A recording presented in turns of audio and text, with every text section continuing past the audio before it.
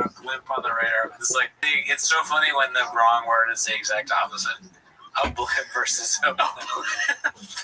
If it was a blimp, you'd be like, "Damn, we gotta shoot down this blimp."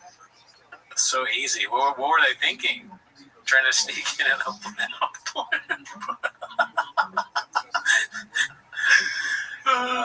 That's what you hope for as a radar technician, that someone tries to use a blimp to sneak in. You're like, got him. How was work today? Real easy. A real blimp on the radar. Yeah, fucking, that's it. Pull the fuck up. Give me them blimps. Saturn. You missed it though. Cross the I's, dot the T's. Pretty good, dude. Oh, fuck. I mean, it's the same thing, honestly. I feel like I've done that one. Many times. Let's see. Yeah, give them the money. Now remember, drop their books and they can move forward. Now remember, must you forget this original lawsuit?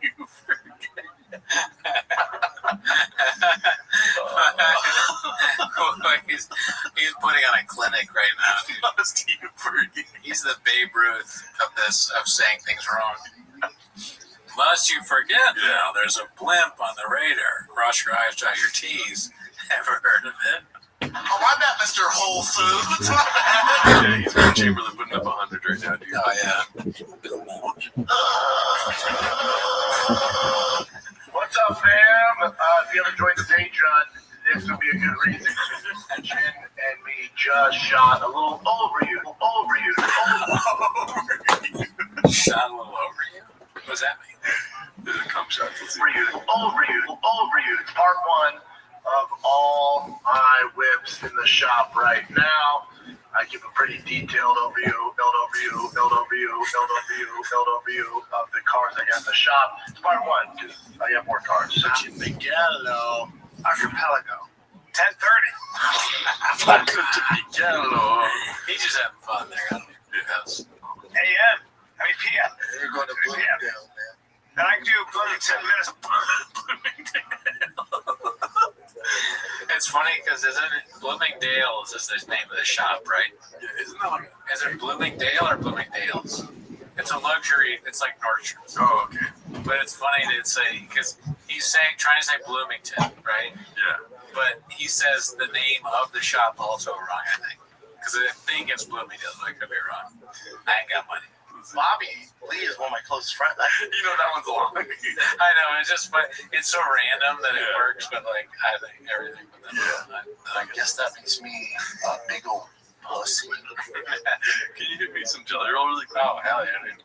Daddy, you're a little older now. We might have to just get that thing cut off. Because I'm like a kangaroo with a pouch above my back. I'm like a kangaroo to Patrick with my picker. March 21, 22. All right, kids, that's it. Tune into the Fight Companion myself, Joseph Rogan, going to Bloomingdale. Then I go to Bloomington, Minnesota. Can you do a tank and you didn't do it the proper way and let the nitrogen cycle run its course before you add fish, you run into some problems. Etiologist. I don't know how to pronounce that. Etiologist. Dude, how many people do you think it takes to put like that word in front of him? Where it's like there's one guy that's like, no, I'm not gonna. They all want him to say long words, and he's like, no, guys, we get one this week. And it's like etiologist. The writers. Yeah. Which word should we choose? He's so like hungover and like I'm tired because I work, but he's like this is the morning, you know. His face, this is old chop. And he's doing that.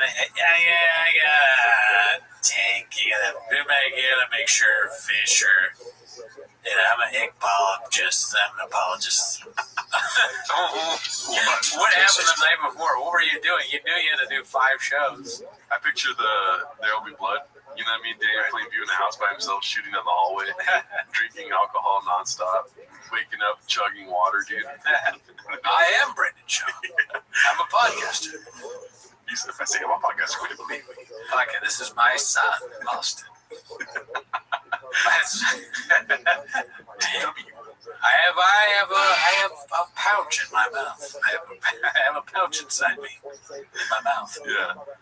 There's an oil tiger thick under our feet.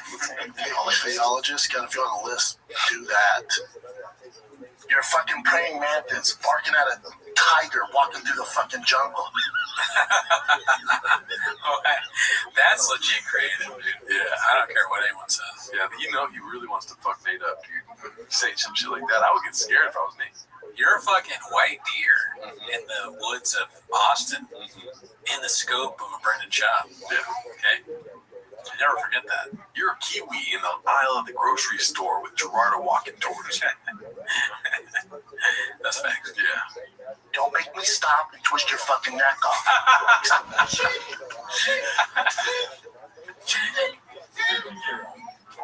Please me. That's what's great about that culture. Like, Black culture? yeah, like even R. Kelly could sell a Madison Square Garden.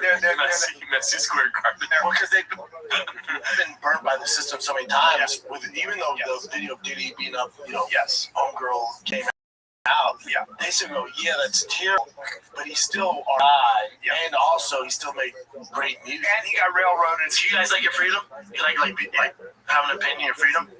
Thank you. Thank you. You're welcome. That's so awkward. He said, thank him and you're welcome. That's so funny. They don't know what to say. I think part of my favorite part of the clip is just Chappelle and Alec don't have any. They're like, It's bullshit. they would look so ridiculous if they faked a picture. You know? They're like, well, we also haven't been paid for 3 weeks, so should I thank them right now?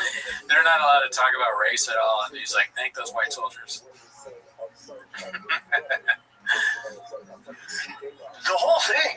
Fire your manager. No, but here's the thing. Figure it out, dude. But again, these managers are so, I don't know who their managers are. The managers are so scared to say anything to the UFC. To say anything. Yes, Basket. Yes. Oh my God. Dude. Oh! Is it, dude? Bram Stoker's trapped. Oh, is that you? Yeah, are we live right now, dude? I was like, yo.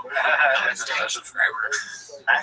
Check, please. Wait, motion on 30 minutes. Yeah. Motion, check, please. Yeah, I did it. That training Check, please. Yeah, that's why it's exhausting when you're constantly fighting over shit. Yeah, check, I was please. not good at it. Did you say it again? I'm sorry, you're talking about something. You did? Yeah, that's why it's exhausting when you're constantly fighting over shit. Yeah, check, I please. was not good at it. I don't know how to do it. Yeah, check, please. Oh my God. So there it is. Dude, even Brian's like, I get it, man. People hate this guy for a reason. It's just, he just, we gotta put some words in that he can, whatever we want him to say, find out a way to see if we can get him to say it. Yeah. We gotta think of that. I don't know how we get it in there. Sleep with the enemy. That'll be figured out. I think so. They ride with their bike off in the ocean. It's like that movie. They ride with their bike off in the ocean. Yeah, I don't know what that one is. I think he's talking about riding towards the sunset, like Indiana Jones' The Last Crusade type thing. Oh, yeah. Yeah. You got it really wrong. They ride off into the sunset. Yeah. And he said, Right off their bike into the ocean. That sounds like the This is the blue radar. Like Denzel Washington, I'm in the hotel room and you got a bar there. Yeah. I go to Charleston, you got tents everywhere. We all know I'm trying to walk a straight line. And by the way, let the sun go down and let the drinks start flowing.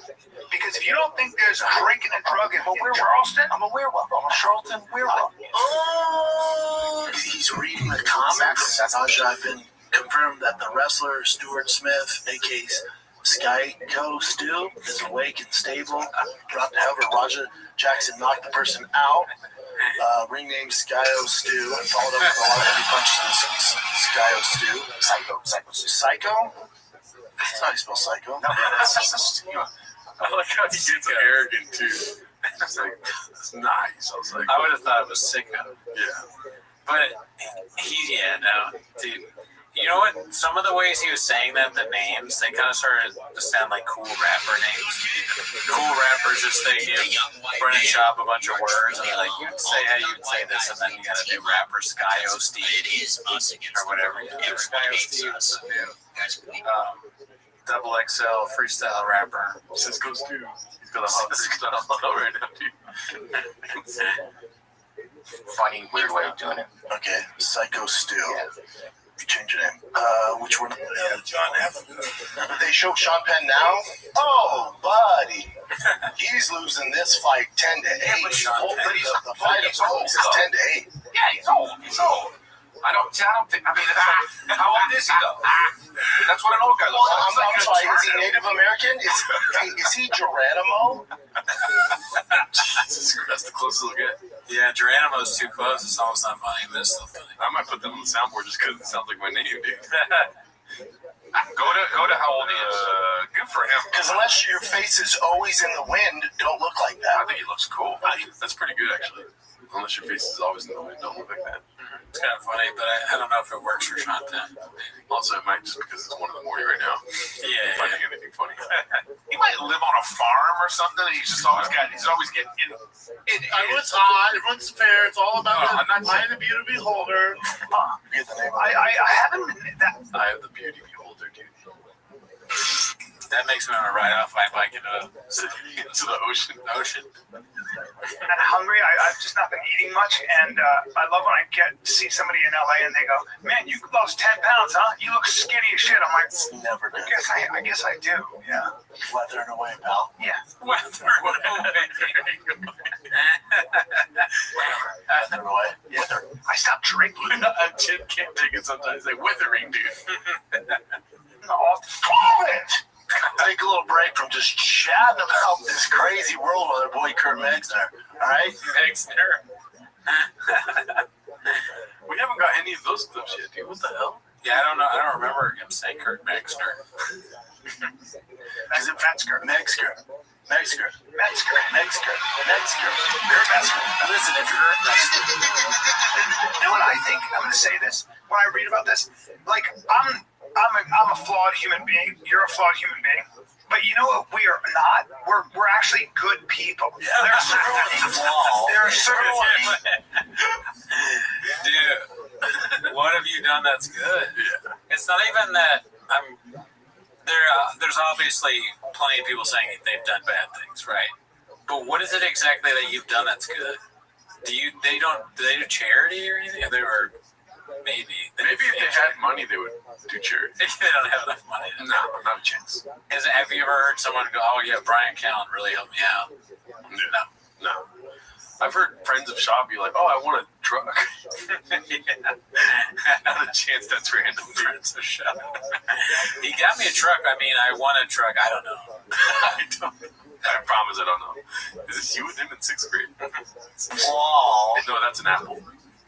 Let's see. there are certain things. Wow. There. You're talking about getting involved with the law. And, I don't think the law's against BJ. I love that she's the head of HR. That's the best part. Yeah, she resigned right away and he got fired shortly after. But he Well, still he has didn't all his fire. thoughts. He owns the company, so he retired. He resigned. She got fired. I guess there's just a minute left. Let's see.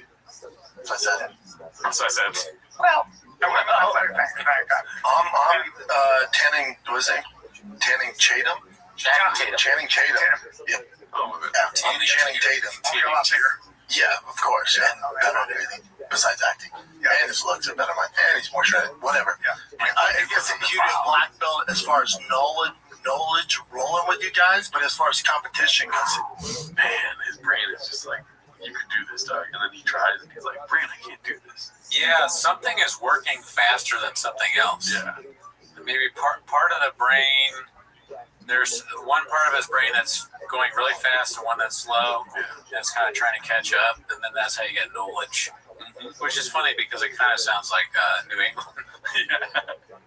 It's like he has an Apple laptop, you know what I mean? Yeah. When he's on the Intel chip, he's not on the new M. Oh, right. Yeah, he's not even on an M. Yeah. He's on an M1. Yeah, no, not even. He's on i5. i5. He's on He's in Intel. Intel. Okay, yeah. No, I remember that. He's fucking. That'd be funny if he got really stupid or if he just starts doing a Massville accent. That'd be cool. Brendan Shaw, Massville. Fuck your mother. Yeah, spicy. Fucking cock. like, is he executing it in against other guys Like besides you guys? he doesn't compete. He has no aspirations. We're cool. Breeze is an incredible functional beverage company revolutionizing how we drink these days. They're not charged at the officers. Well, there you go. They were subdued and put them in handcuffs. Outside paramedics. There's possible overdose. Yeah, you don't want to charge. There's research on it that shows that kids that do marijuana before the age of 21, it makes you so much more stupider. See it? Oh, man. Damn. That's great. He's the greatest ever dude. Let's see if there's one more. We got this by Icy Staff 1036. LA tire prices got me like, me when I see top brand tires at low prices on fixed. This is a promotion, dude. Oh, fuck. Damn, yeah, it took me a while to see that. I saw a cat. I thought for sure it was homeless cats. Yeah, they're getting smarter, these advertisements. Fuck. Caught a little something on the Chin apartment video posted by Gandhi Was My Pimp. Let's see here. This is the studio. This is where I made music. This is where me and Browse recorded most of our album. Oh my god. I think we've seen there. Do you remember that? Nah. I think way back in the day. At this, let's see. Listen to it. This looks like a classic. Yeah. If you want to fight, I'm your Huckabee, but at the end of the day, it's not an option. Great title from Danny Kaufman. Andy Kaufman, let's see. Had this dude go bad on me, right? This Steve will do it. I made a mistake on the shop show, and I just apologized to him and kept going bad on me. And fans were like, "Oh, this would be so good for views. Roast them. You guys should fight each other." I was like, "It's just not what I do." I get what you guys are saying. I went, "My bad, dude. I fucked up. I assumed something I shouldn't have." Yeah. He talked all this shit. I went, "I get you're angry. Yeah. You know, you're not gonna fight me. That's not even an option." Right. So I fucked up, dog. My bad. And then he can keep going, but you're not going to get anything from me. It's Right. I would have such a bigger career if I engaged in all. Yeah, but I've had some feuds through the years, and I just never engage in it. It's just not what I do. Because at the end of the You call Mark Maron a cuck. Yeah, you literally want to fight Mark Maron. Yeah, you've said that he should be punched in the face. You threatened Bobby Lee's career. That's true. They did that too. Yeah. He's trying to sue Trash Tuesdays. Yeah, Trash Tuesday's unique. Any like copyright strike stuff or anything. Tater tot once a week. You should be eating a tater tot and chilling out. This, if he really was like that, might be better off. Maybe he's not keto right now. No chance. day, there's tough guys Yeah. Right. online, Right. and then in real life, that's where I live. Right. So if I mean, fucking. It's keto, bitch. Oh, fuck yeah, dude. pull the fuck up. That's in my DNA. You're so upset you want to fight. I'm your Huckleberry. I'm so fucking down. But it's never going to be fair, so it's not an option for me with these guys. It is though. I guess that makes me a big old HOC. It's so funny when it's not showing you because it sounds like he's saying it. I like how Chris is trying to be like, stop talking. He's like, Yeah, though, it just, all I heard was like, all y'all bitches and I'll kick your ass. True. That's how I feel. right. Yeah, oh, fucking dude. That's social media. This isn't real. Is there anything else you want to tell the audience before we get out of here, like on the board there? No. I mean, on the board, maybe.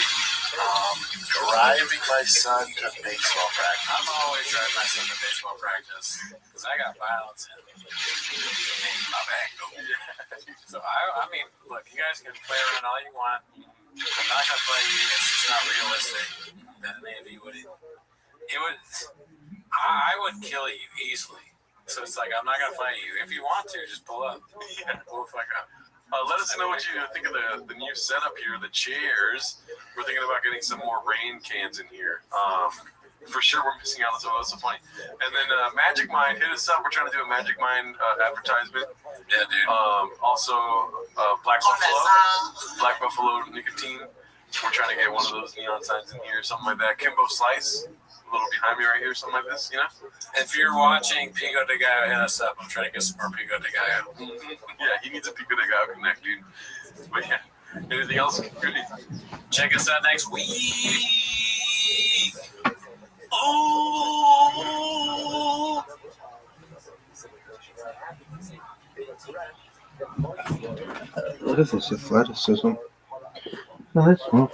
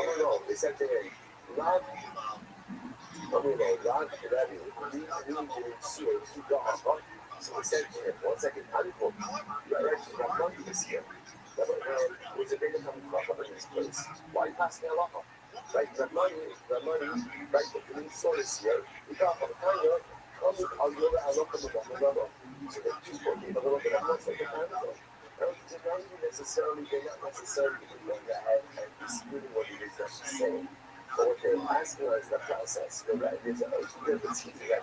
But it's very coming from this place.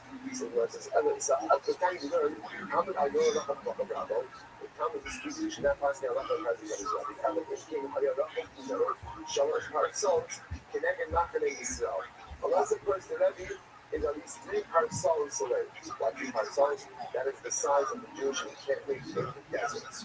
But in the world, I'm sorry, I didn't know. And had I known, I would not have asked him. I would have said, again, what is this doing here? What is doing here? So again, it's not part of the same sukkah.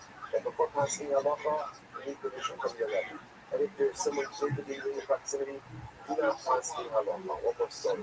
The Pia, Kazir and Uganda, have a cardiac safaris. This place from Pia, saw a guy who was walking in a cemetery. And I will say that interestingly enough, what's the case over here? So this was a Kohen. So if you see the Kohen walking in the cemetery, I'm away. Lav ben ish Kohen Ata, aren't you the son of a Kohen? Are you the son of a Kohen, right? Aren't you the son of a Kohen? Like, what are you doing in here? What are you doing here? I want to say, by the way, it's actually interesting that you know this, how he refers to it, right? He doesn't say to him, aren't you a Kohen? He says to him, aren't you the son of a Kohen? What a profounding way to give mercy and after give mercy, right? In other words, by saying the son of a Kohen is going ahead and not immediately attaching blame to the individual himself. Sometimes if we naturally give mercy to a person, the best thing to do it is in a way that doesn't make the person look terrible about themselves. So he says to this guy, aren't you the son of a Kohen? So on the right, he said, yes, in Abu Adabu Gabra. So my father, before Inaya Haba. I want to say this is fascinating. Before Inaya means, again, he had literally translated high eyes. Rashi says, Hara Akadina. He finally does succumb to his temptations. But it also in the Kedusha, he went ahead and he decided to get a little bit wrapped up in a divorce. He married her, this is this guy's mother, the Hero. And then years old, ultimately, again, yes, my mother is a Kohen. But I am a challah. I'm a challah. They will say, now, Rashi goes down to the thing. What is this story doing here? Like Rashi said, well, inspire Shemara. My buy off of Rashi, the Pia, because I buy a Hamad. We hear the guy, well, I'm not sure that I buy out the Pia. How you go to them, Hamad?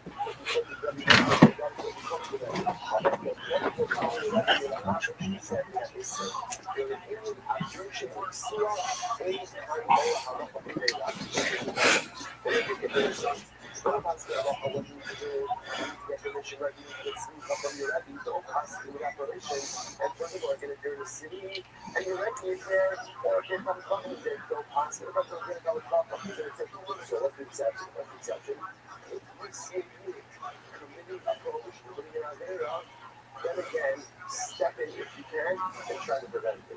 And don't worry about if you're getting comes off and not getting comes off and you absolutely don't know nothing. If you see a kid doing something wrong and you can step in and prevent it, then again you do not worry about the chain of command in that situation. Either they are or you come to God in the same place. God will get from Kopam. What's happening, beautiful people? Uncle Joey here with the Jewish Cato, Lee Zayat, for another fun-filled episode of the Church of What's Happening Now, New Testament. It's Tuesday, the 16th of December. That's it.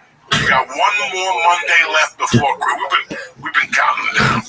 Some people like to jump up and down on New Year's. That don't mean dick, okay? Count down Christmas, it's even more painful. It's like how they got Jesus. They stabbed him in the stomach, and they stabbed him in the hand. You know, it's a less subtle. But anyway, the Christmas season is finally here. Yeah, but January 1st, you're going to say 51 weeks left until That's it. 51 more Mondays left till Christmas, Jack. Then we start all over again. It never ends. But it's a beautiful day to be alive here. I mean, what's going on here today? Nothing. Not a thing?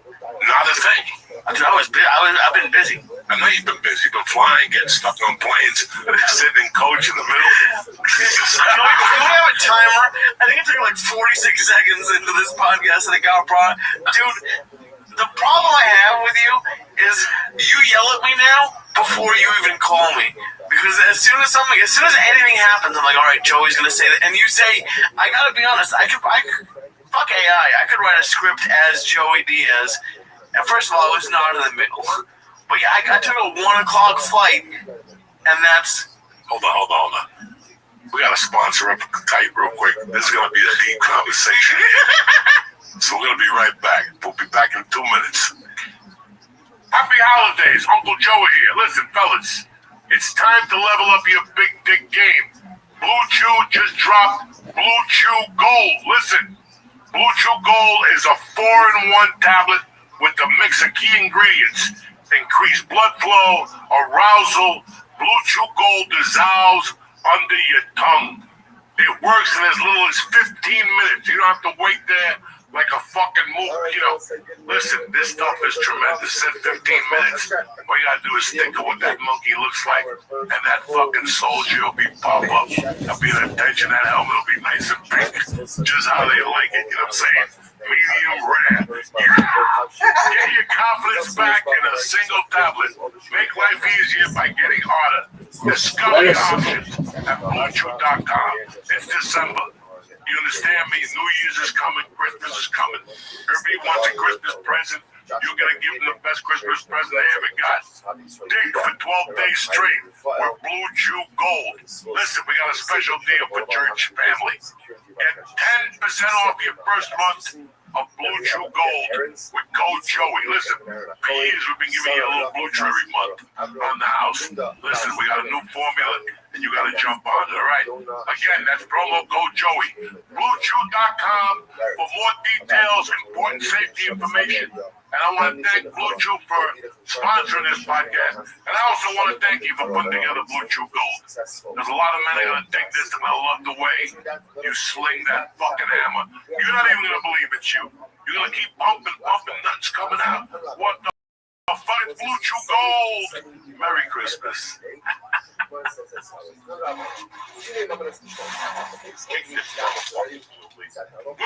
Jack. All right.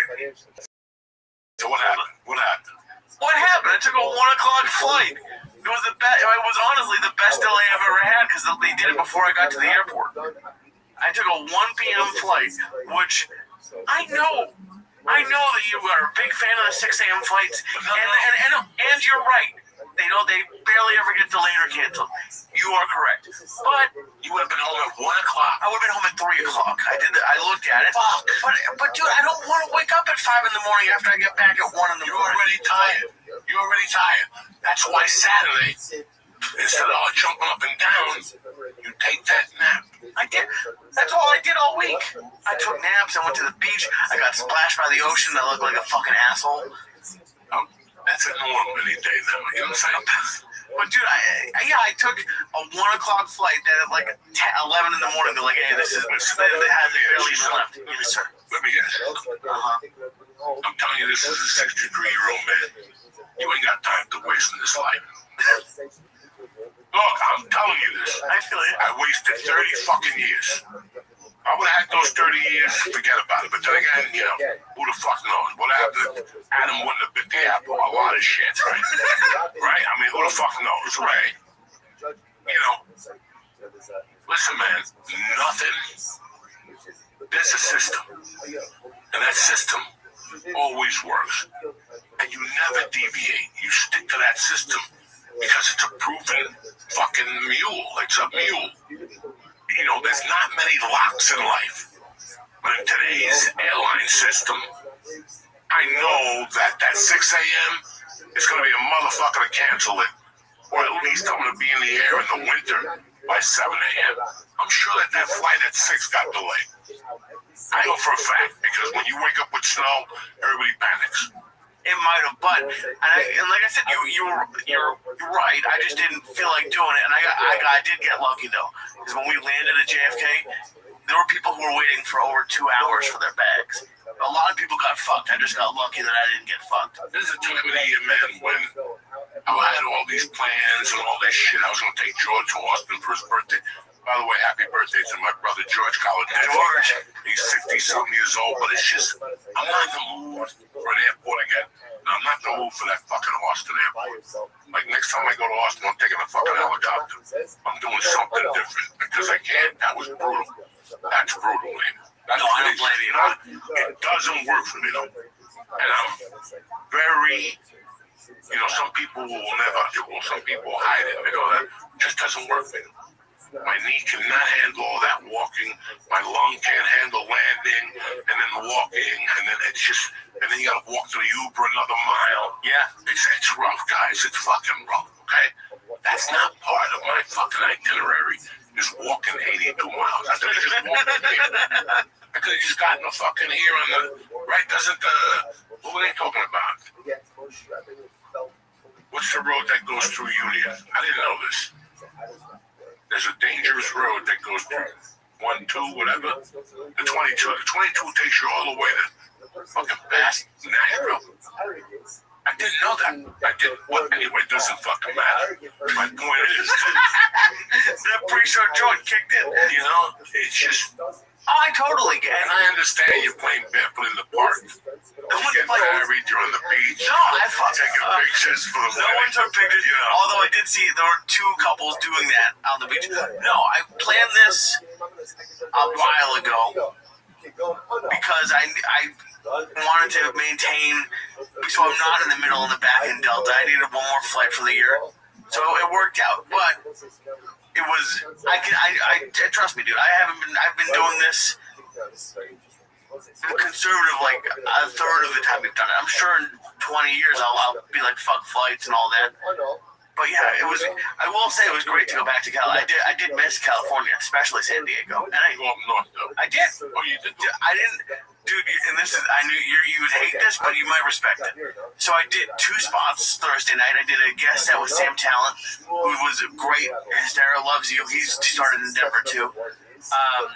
And then I did a spot at Madhouse, and I just didn't feel like going home.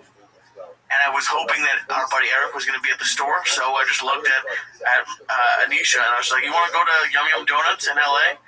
So there was no traffic. It took 2 hours. Eric was with a lovely gentleman of the night, so I didn't get to see Eric. But we drove straight to the valley. Yum Yum Donuts. Ours, right by your house. Trannyville? No. I did drive through. I drove by the store, but no, I went. I wanted to show her chocolate. So they were fresh. We got there at like 2 in the morning. Oh, they're fresh. They were fresh. They were so. I almost got a chocolate one with peanut, but I was. Bro, that's the shit I was born to do. Like get off the stage and go leave. First of all, one at different time clocks. Right. You go to your room at 11. You're just gonna sit there till 3. Oh yeah. Right? It's 12 o'clock here. That's what the average time you go to bed, something like that, right? So, oh my God, they get an Uber and smoke dope in the Uber and take an edible and get the Yum Yum Donuts, and then tell them to stop at the other place to get the blueberry. Oh, I almost, dude, I wasn't trying to be good. I thought about going to the How fucking crazy places. is that I live in the metropolitan New York area? And I don't even think of fucking donuts because they're fucking disgusting. Oh, they're gross. They're always dry. You got Dunkin' Donuts. They're made in a fucking factory behind an Amazon. Behind an Amazon with some guy a bull delivering it. No. And you know what? The coffee's not bad. I understand. Whatever. But dog, how can both of us, 2 mid-sized chubby dudes, miss the donuts in California? How the fuck is that possible? Because Koreans know how to make Koreans and Mexicans. The Koreans are pretty good, but that Yum Yum Donuts hasn't changed. They push it over the top. The glaze with the chocolate on top. Yeah. You want to stab yourself when you eat it. That's how fucking good that chocolate is. They have ones that you haven't even seen before. One of my favorite there is like a cinnamon crunch. Oh. It has like just cinnamon, and I don't even know what it is on top. But we drove there. I got 2 donuts, and I just ate them. I drove to the store. It was dead. There was nobody at the store, like 2:30. Hollywood was dead. Yeah. Tuesday night. Thursday night. I thought there'd be somebody. No, Hollywood is dead. After all that shit, I mean, everywhere is dead after 2 o'clock. Yeah. Everywhere. My buddy works in the city, and he works downtown by the courthouse. And he tells me, he goes, I look out, and it's not what it used to be. It's bunch of homeless people, but it's not I didn't even see that many of them. walking around. I mean, you didn't see a lot of homeless. No, there were a lot of RVs. I did miss that, but no, there just wasn't much of anybody. But it was San Diego was a blast. San Diego is my city in California. If I was ever gonna move back, San Diego's the top. It's like Philadelphia, to be honest. Philadelphia to New York is San Diego to LA for me. It's just a smaller version. Oh, I did, and I thought, God, I fucking just have you in my brain. I did bring my passport to be like, maybe we'll go to Tijuana, and then just not even. I was like, nope, I don't need to get fucking kidnapped. You wouldn't even come and get me. If I'm not going to Mexico. Send Nick the politician down there. See how that works out. Negotiating. Oh my God. You know, Nick's playing a trumpet in Mexico.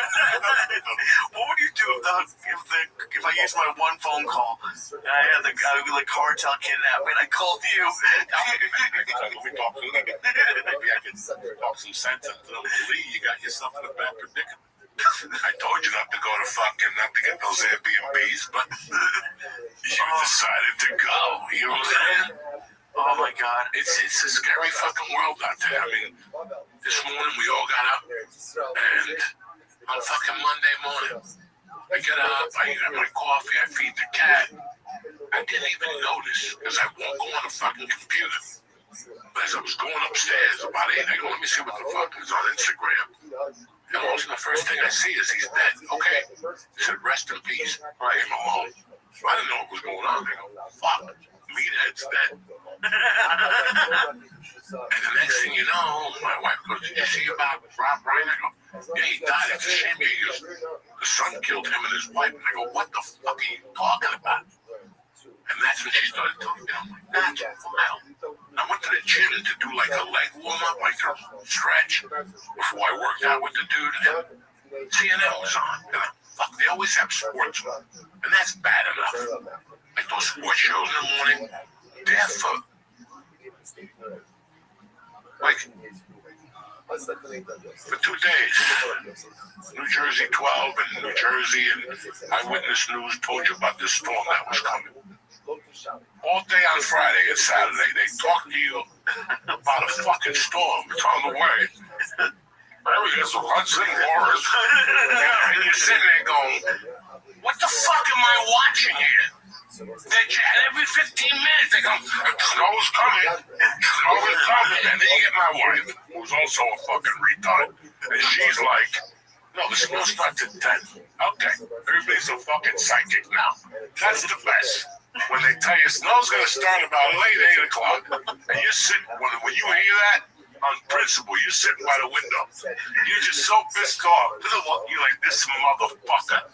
So, the dude said 7. My wife said 10. I go, both of you are fucking wrong. I get in the car at 6:45, I hit the 18, headed to New Brunswick, and it's snowing, but it's raining.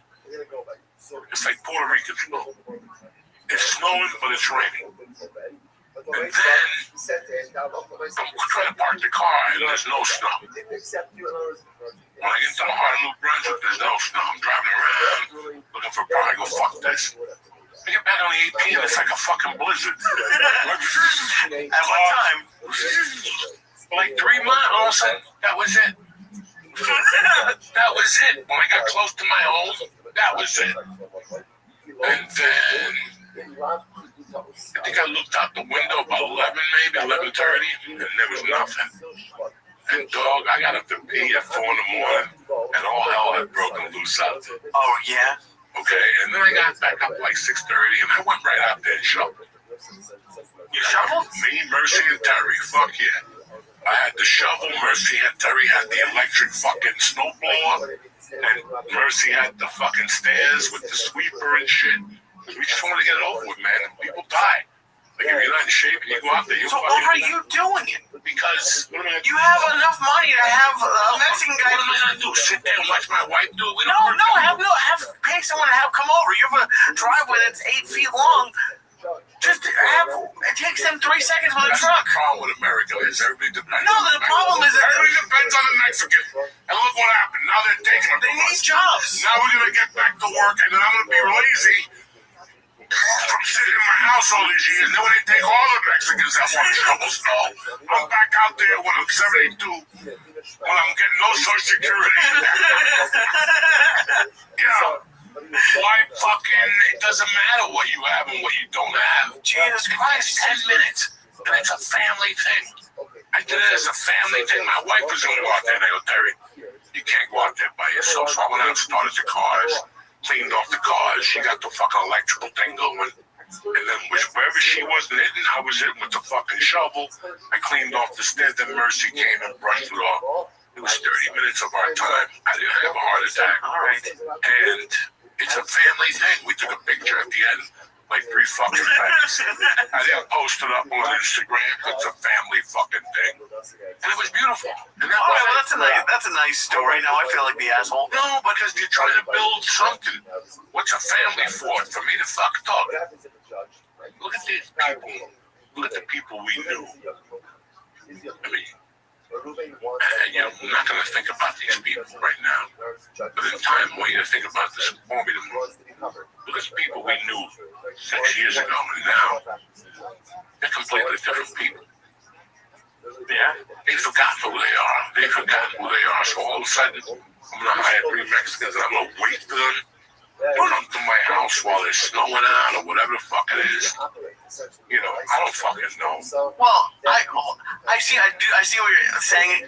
Although, if it were me, like, I'm surprised you and Terry just didn't sit on the rocking chairs and have Mercy do the whole driveway by herself. It takes 2 fucking years. She don't know how to shovel snow, but she don't know how to shovel snow. You know, she doesn't fucking know how to shovel snow correctly and efficiently. I did it for a living while I fucking cased out. I did it professionally for Joe Coffee. You were casing, but you took it 1983. No, they teach you how to shovel correctly, and it's in batches, and you know when to go. And I had no gloves. Why? I said they're upstairs. I go, I gotta take these boots off. Go up 3 flights and then put them back on. It took me an hour just to put the fucking snow boot on. It took me an hour just to find them. They were behind the fucking luggage hidden back there. They had dust on them and shit. I had to blow off the snow boots. There was nothing but it, you know. I got high and I helped to shovel and it was fucking great. That's nice. Fucking tremendous. You know, an hour later I went out there. The town got hit by a fucking brick. But my point was that when did it snow? Saturday night. It's Monday at 4 o'clock. I'm leaving the house. I put on channel 12 to see what's going on. What's going on? We're here. We're showing snow, and it shows these people out there. It's fucking Monday at 4. Oh, okay? And they're still talking about what happened 2 days ago. Yeah, they got 8 inches. Most of the surrounding town, Mawa, they got 4 inches. I don't know what happened here. Well, I've lived here for 80 years. We haven't seen this much. Go inside. Have you ever seen, there was a storm somewhere, and the reporter was in a canoe or something, like doing a report, and then people just walked by, and they were pretending they had to be in a canoe, and then 2 guys just walked, They love cleaning drama dog out the fucking air. They even we're out here, and they got the hood on this shit. It's coming. You should call your boss, tell him I'm not going out till it starts snowing. Give me 2 or 3 inches, but don't make me go out. Even that, can you imagine going out in like an actual blizzard, like it's snowing a foot? That's what they pay you for. That's your fucking job. Listen, the most dangerous fucking place when it snows is right over here. Where? Right over here. It's a fucking park called Hudson County Park. When that motherfucker snows, I have done whirly. I have done spinning things in that park. Whatever you call that with a fucking car. Oh, donuts. Donuts with that in that fucking park. Right before you hit Bergenland by White Castle, right? It started like 100 yards away. I was with my buddy, the politician, and he stepped on it, and the car just started spinning with a body in the back. And the body's banging the sides. Wait, you did donuts in a hearse? On purpose or by accident? Look, in those days, it was a sheet of ice underneath. Oh, okay. I thought you were... You could have the best Department of Public Works. and you still after midnight, that's a jungle out there. You're just asking for trouble, dog. You're just asking for trouble out there. It is scary when that happens. You go down that Edgewater Road behind the fucking grinder, that's a problem when it snows. That's a problem. All this shit is a fucking problem. That wind comes off that Hudson, my friend. It freezes everything. Dog, listen, all you gotta do is grab a motherfucker, knock him out, put some snow on him, and put him on a park bench by Hudson County. They won't see nothing in the morning. It'll be like that dude in Fargo. They'll just leave him out there with all the snow on him and shit. That's what happened to that cop in Massachusetts a couple years ago. Dog, you don't want to fuck around up here. Don't want to fuck around up here. That wind comes off that fucking Hudson jacket. And you get on that fucking thing walking your little dog, that's how they'll find you. You and the dog frozen with little white stuff on his face. I know you like being here in Jersey. Do you miss California a little bit when that happens? No, I was ready for this. Okay.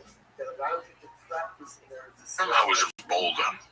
I was with my ex-wife. We were somewhere. The woman was fucking, and I never heard this before until I moved back in. I didn't hear this. I didn't feel this one. And this woman was talking. Nice lady, pretty. She was saying that she had boyfriends. For years, she didn't want to have sex. She goes, I was a virgin until I was 27. And in the back of my mind, I'm like, this girl gave a lot of blowjobs. She, you know, she was talking, yeah, because at 27, they even have men talking to you, because it's like damaged goods. Anybody fuck this broad? No, okay, you know. Why are we talking? Why are we talking? But, and she said something that made a lot of sense, not when I was a fucking idiot. But she said that, and sincerely, not like a fucking idiot freak or whore. She goes, I was 27 and I wanted to hold out till I was 30 and get married. I go, what happened? She goes, my body asked me. And she goes, I dated the guy for a month, slept with him twice. We broke up and I didn't care. I didn't feel bad about it because my body needed that. That's the same way I feel. I talk about moving back. It was time. Like I had been away from my... Are you saying that she needed dick and you needed New Jersey? Yeah. No, she said she didn't need dick. She didn't put it that way. That was the beauty of the conversation. It wasn't nasty. Okay. Her body started hurting. The body made it happen organically. Wasn't that, you know, and it was, now that I get here, it's so weird because I thought I was going to do so many things when I got here. And I ended up not doing anything. I remember telling you various times, Lee, 2 weeks I'll be eating pizza like a motherfucker. It's not the case. I thought I'd be at Rudy's every other night jumping up and down. That's not the case, right? I thought I was going to come here and just fucking take over New Jersey as a comic. Didn't have it in me. Just didn't have all these plans I had on that plan. Like, once I got here, I saw what time it was. I'm like, oh shit. I've been living in a fucking time warp in my brain. Right. Then happens. I only came here once a year for the last 30 years. 30 years I was here. 27 years. I would only come once a year if that. Right. I didn't really know what was going on. For like 2-3 days. It's like that guy that goes to prison and comes out of prison and all of a sudden he's like, what's a cell phone? Right, exactly. You know, exactly. So I came back here. Listen, man, every Monday I come up here.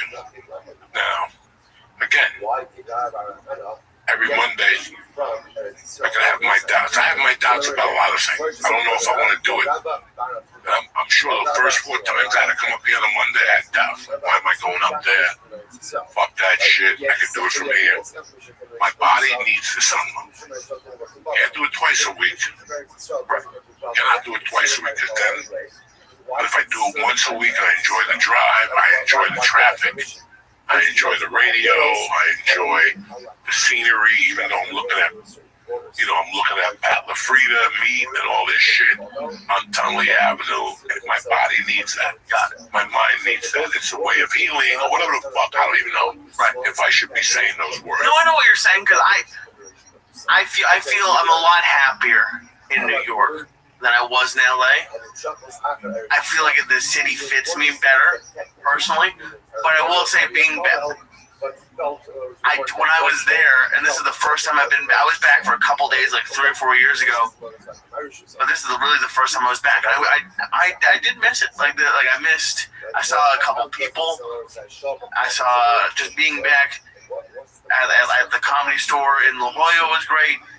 Just in California as a whole, people talk shit about California, and I'm not political at all. But just as a place to be, the people, the Mexican food, I had a great time. There's a lot of fucked up shit that happens there, and you gotta put up with. If I flush my toilet in my house, you can hear it all around because they stuff 4 houses on one lot. You're packed in like sardines. Where? Anywhere in LA, it's how close your house is to one another. And Airbnb, a few blocks from the store. But even the gas is like $4.50, $5 a gallon. There's a lot of shitty stuff, but I missed California. Listen, man, I miss California for what it was. You're not seeing it how I see it. If I went to California, we discussed me doing the Netflix festival, and then we said, why do the Netflix festival when we could do it on our own? And I gotta be honest with you. It's like I told my wife, I go, we're gonna take this little trip in a few weeks. The next thing I want to do, this is pretty interesting. I go, I want to go to Boulder. I want to go to Aspen. I started thinking about it, and because I said it in my office, it keeps popping up on Facebook. Discover Boulder at Christmas, And I looked at her the other day and I go, you know what? I think we're going to put a damper on Boulder. She goes, why? I go, I want to go to Boulder. Listen, I would kick ass if I did the Boulder thing. Yeah. It's a no-brainer. That would sell out. I'd have a good time. My old friends would show up. The cops that arrested me would show up. Judge. But at the same time, something's never wanted me to go back to Boulder. It's like an inner energy that says, you know what? Been there, done that. Why would I go at insult to injury? You know what I'm saying? That was a memory. You gotta remember, I left Boulder 30 fucking years ago.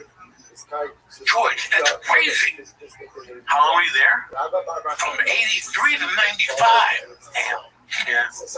And I left in 95 and never went back. I left to do comedy. I went back twice for other business. But that was it. I never had use for coming back. Before you say something. Okay. California, come on, man. I would love to go back to California. And now I know where to stay. Get some yum donuts. I definitely get some sushi. Oh yeah. But if I tell you something, guys, you're not gonna believe this. I don't want to walk into the store. I can see that. As sad as that to the Improv. Yeah. I don't want to walk into the Laugh Factory. No, because I've been chasing ghosts all my life. Okay. Let me tell you something. And a wise man told me this. You can't go back. You can't go back. You're just going to shoot yourself in the leg. You cannot go back. I did my time in there. I did 22 years in a place where when I started, I thought I'd never even walk on the sidewalk in front of it. I became part of that fucking building for 22 years. I walked out of there. I walked in there. I had the criminal. I walked in there. I had the criminal kid that was lost. And I walked out of there a top-notch comedian and a gentleman with a wife and a child. Why would I go back in there now to be that guy? I don't ever want to be that guy. Hey, man, when I was here, we were blowing out this guy. I don't know what. I don't want to hear that. I don't want to hear that. And I don't want to be that guy because I was there when guys my age were going in there and humiliating us young guys just because they're evil. They want to make everything fucking better in their mind. Oh, this place is great, but it was so much better. Shut the fuck up. Right, let it be theirs now. So before I go in there and start talking that nonsense, Udo, It's in my mind. It made me a man. It was a hell of a fucking ride. It was a hell of an education. I should go to therapy. God, I should go to therapy because I thought it was so far from me. And then I became it. Do you follow me? So one time you're like, I'm just going to play football. And all of a sudden you're like, my dream would be to play for Dallas. And all of a sudden, you're on fucking Dallas and you're starting. You're on Dallas and you're 13. But they put you in some stupid, what's that shit called? Special teams. Special teams. And you tackle the guy, intercept a fumble, and score a touchdown. I moved to the second team. And all of a sudden, one day again, you go in there, man, and all of a sudden they move you to the first team. And now there you are. And that's how you walk out of there and you win a Super Bowl. You're going to start talking shit. They're going to trade you to the Niners. Okay? And then eventually you're going to want to go back to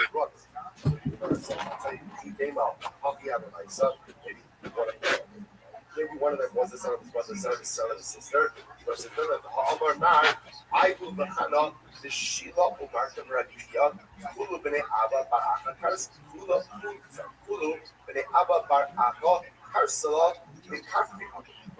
again, they were all, says, all of these people. Were all the sons of the same father. Essentially, both of these young men were both sons of his brother, not sons of his sister. So why did Rabbi call one of them the son of his brother, the son of his sister? Which the words Rav, Barachua, the Hava Bar Achse. Interestingly enough, Rav was actually both the son of Rabbi's brother and sister. Okay, a bit of explanation. Right, so Rashi points out over here. That if you look at Rashi says, Ivo, Avod Rav, Havakin is also interesting enough. So Ivo was the father of Rav, actually married his stepsister. Now what does that mean? So he married his father first, and then his father and mother, his mother died, his father married another woman. That woman came to marry his sister. With a daughter, sorry. So actually, again, so Rav's parents were technically speaking stepbrother, stepsister. Because that he called Rav the son of his brother and the son of his sister. Okay. Fine. So the Gemara says as follows. Good. Good. So Rav Barachua the Bar say Rav Barachana Barachua the La Barach. It's different with your response. So therefore, again, Rav was actually technically speaking the son of Rabbi's brother and sister. Bar Hana was only the son of his brother and the son of his sister. Might be by Seva. The other possibility is okay. So also it's actually quite beautiful. The other possibility is the reason why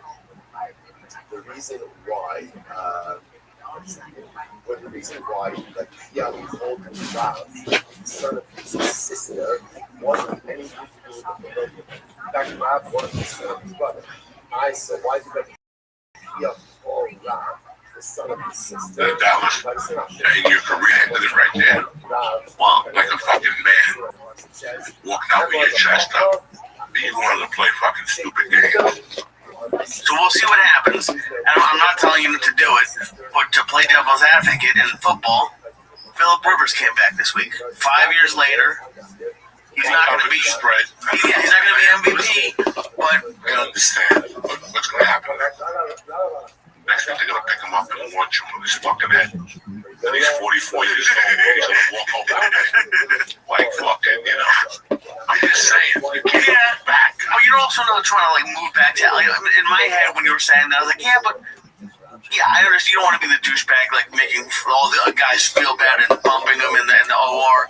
But I would never bump it. I know, but you wouldn't want to do a night in the main room or even in the belly room, just say no to everything. You know why? Because I know me. I know at the end I'm going to be disappointed. Okay. Because it's not what I was used to. I don't ever want to say that. Right? It's not what I was used to. It's a different feeling. I listen to all this old music. The drum. An hour to kill. I listen to some shit on Ozzy's Boneyard or fucking one of those black channels. A DT. The guy with the fucking little green thing in the top. That's not music. That's stripper music. I try to listen to everything. I listen to the music I grew up with. And you're sitting there going, you know, all these bands. Motley Crue this year. I ain't talking shit about Motley Crue. This year they're going on a tour with Vixen and some other band that I like. I like them even more than Motley Crue. And they're going on an album tour. Like one of those albums that they put out that were dynamite. They're going to tour that album. And their attitude is, we're going to bring that back. No, you can't. No, you can't. No, you can't. That was at a certain time. You were in a certain place. Just someone interview. I don't know if you were on it. Somebody was on it. And let's speak fucking frankly. Let's speak frankly. I'm going to give you an example that everybody could fucking live with. Conor McGregor. Conor McGregor came up and was knocking people out within minutes. All of a sudden they gave him $100 million and what happened? Before the powder. You give somebody $100 million and what happens? They get the Mexican to cut to them. They get somebody to pull the sheet back from them so they can go into bed at night and make sure the sandals are right there, not over there, but there, and they're Gucci. I want to get up and pigeons fly out of them. That's a long ride away from me waking up, sleeping on this couch with blankets, opening up that thing, and there's fucking water, no juice. And I gotta go fucking work for the what is that? MUA outside fucking digging on Kennedy Boulevard. Right. And I gotta walk up this hill, that hill with no fucking breakfast in my stomach. It's a different feeling. You know, and somebody was saying this same thing. Fucking sure. I don't understand why people you know, we went to see this guy and it wasn't really that good. The guy left that show with $82 million, okay? He's doing this because his wife is not sucking his dick. And he's sick of going to the gym, okay? That's why he's going out. What did you expect? For him to come back better and that's not anything because we accept reality.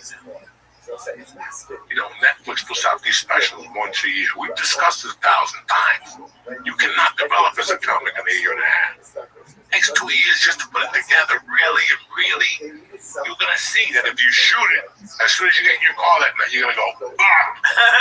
This goes and all this material comes out. Bah, bah, bah. That's brilliant. Oh, you almost crashed. You're almost passing out from the fucking laugh. Right. You know. And that's the problem you have. That, you know, we're not hungry no more. So why would you pay $300 to see this guy? This guy has a personal chef from them. Right. I get that, but so to take it back to you, like I think I know you don't have like the 2-3 sets a night kind of energy anymore, but you still take comedy seriously. Like if you were gonna go back to LA, how would you go back to LA the way you want to do it? I would just do 3 theaters. LA, San Francisco. Yeah. A good meal at downtown. Original Joe's. Got nice bacon, bananas, Cokes, Original Joe's. Get a fucking burritos. Oh, yeah. There you go. That's it. It'd be, you know, Thursday, Friday, Saturday. Yeah. Boom, boom, boom. And fucking right after San Francisco, 6 hours. Oh. You know what I never had when I was in LA, and you talked about it, and I should have got it before. I had my first bean and cheese burrito this weekend. That shit with a little bit of salsa on top, a little bit of the red onion. Oh my god, a bean and cactus. Remember I used to get one every night? Yeah. Every night. That cactus, yeah. Every night. I stopped them at a U-turn. They closed at midnight or 11 at night. I had their clock to a T. And I would pop in there because a bean and cheese burrito kills everything. The green sauce in the middle. And they had, again, none of you motherfuckers will see me eat this, but I ate it there. They had a fucking bowl. Them bowls were fucking real. Oh, like a salad bowls. Yeah, rice, pinto beans, a bunch of salad, tomatoes. When you put meat in it, a little bit of cheese, and hot sauce. Nothing but fucking protein on it. I would make them give me 3 things of those beans, 3 fucking inches of those beans. and a little slop of regular refried beans to give you some fucking fat, like and then some avocado on that bitch. Nice. Stop it! Stop it! Oh, they had a bunch. They had those hot dog carts in San Diego that were great. But I want to get your opinion on this because I've never had this happen, and I almost got into kind of a fight because we were walking down that like gas lamp area of San Diego. Not good. Dude, this guy had his dick out. Not good. This dude was he was the drunkest I've ever seen anybody. His pants were just open. He had his hand on his dick and he was like stumbling to the car. But like, Anisha was right there. And I just looked at him and all I could say was, dude, put that away. And like even then, as soon as I said, I was like, fuck, should I not have said anything? Is he gonna punch me? Because he's hammered. And look, he was so hammered that he kind of just looked at me and like we just left. But I've never seen anybody with their dick out. Oh, they just killed somebody down there. Really? Yeah, like 2 weeks ago, 3 weeks ago. In San Diego? Yeah, dog. It's bad all over. Oh. It's bad all over. Like, it's all, listen, you know, like I said, I went to fucking the gym this morning. I was in a great mood. I was still in a great mood. And I'm watching the TV on the bike and I'm fucking doing that. I'm stalling to the gills and I'm making believe I'm watching the TV so nobody says a word to me. Just don't come over. Old people come over. Hey, how you been? You're like, how old is your daughter now? She's still playing football. She's playing the maracas now. Okay, get away from me. I'm fucking trying to breathe here, you know. Oh my God. So I'm saying that, like I said, that June, what happened in Australia, a lot of good things. They had the thing up in Brown University. They can't find the shooter, and they had the whatever. I'm looking at this, and like it's a week before Christmas. It's the 15th today. Happy birthday, Jordan. It's the 15th today, and we're a week away from Christmas. And this is what you want to wake up to on a fucking Monday, you know? But yeah, you don't know him, Joey. Listen, I don't need to know. There's a thing called empathy. And there's people that have to bury people next week. And don't think of Christmas.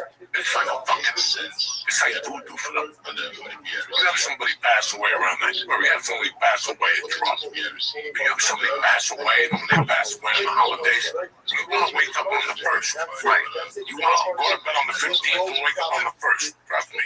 You don't want to feel the pain of losing them, and you don't want to feel fucking you hate Christmas. Fuck Santa. Right, you know. Dude, what about, and he doesn't, I don't know if he deserves our sympathy, but I can't imagine what happened to that Michigan coach. That 24 hours that guy had. But like, can you imagine, like, what his family was like, to blow up your life that badly in 24 hours? This girl now used to be married to a girl named Sue Silver. The Silver was a little cheeky Jewish girl. Very cute. She actually managed Soundgarden, Alice in Chains. She was big time, but it was all connected to her dad. And her dad was a big time manager in LA. In fact, he managed Jeff Garcia for a while, got him a big time deal when he was 16. So God rest his soul. So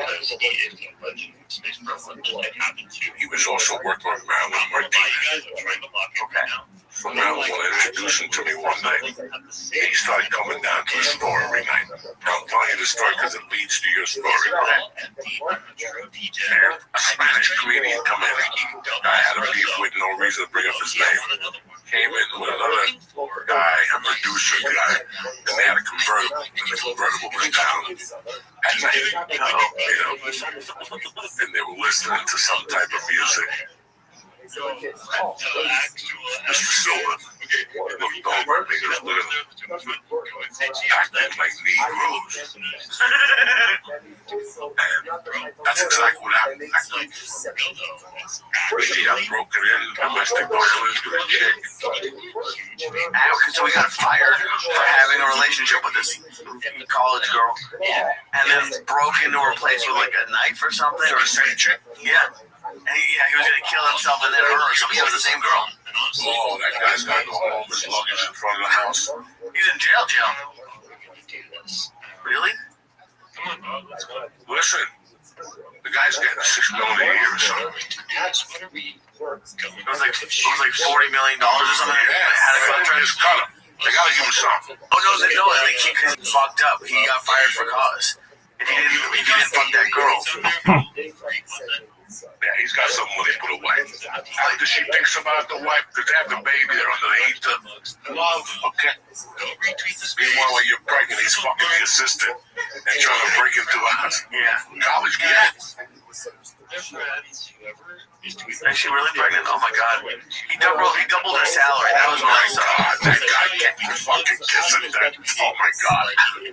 That poor beauty. You know that poor bastard. No, I That poor bastard. Can you imagine? He woke up one day, he was the coach of Michigan. The next day, he was in jail, getting fired for fucking as assistant. And then he said he was going to kill himself, but he was going to take her first or something. Yeah. Oh my god. I can't even, I've had a bad day. But that's. But I was thinking about this originally because I was gonna. It seems like I don't know. Does it seem like once a year, as an adult, you go through like something that you never thought you'd go through, like just bad stuff? It's not like the worst thing. Your life's not over, but just something happened that you never thought would happen, or like. You're just like everything. You're like, okay, this year's been going pretty good, and then like a few weeks before, you're like, I have to deal with this shit. Like sometimes being a fucking person sucks. Or just some bullshit happens, and you lose your mind and you get arrested. But I can't imagine having that bad of a day. You know, George, I woke up one day, I went to the dentist. And for some reason, I had this dumb idea. I was going to take this kid's coat. It was going to be hunky-dory. I was just going to take him, go on a plane, land in Newark, and go right to town and Porkies and start jumping up and down. That was the thing. And while I was hatching the plan, I was like, this is a bad fucking idea. Oh, no.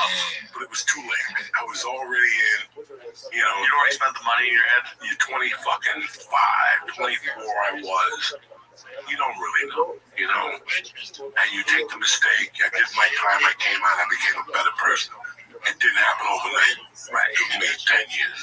I had my fucking struggles still. Old habits die hard. You know what I'm saying? And the coke and the fucking problem with my ex-wife, there was just a lot of problems. And then you start recognizing when you're going down that way. You just start thinking, I remember, one minute you're fucking snorting fucking coke on Monday and Saturday, and the next minute you're snorting 4 nights a week. You don't even realize until you look at your bank account. You missed work the last 3 weeks.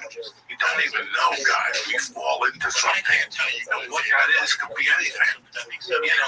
You bump into a girl, one of these hot chicks that are fucking, twerking and showing you their ass at a club. And, you're married or you've been with the same woman for 3 years. And you love her and you got dogs now and you got a cat named Choo Choo. And everything's hunky-dory. You go to her mother's house for Christmas. But this girl is going to rock your world. She's going to put that pussy in your face and shake it.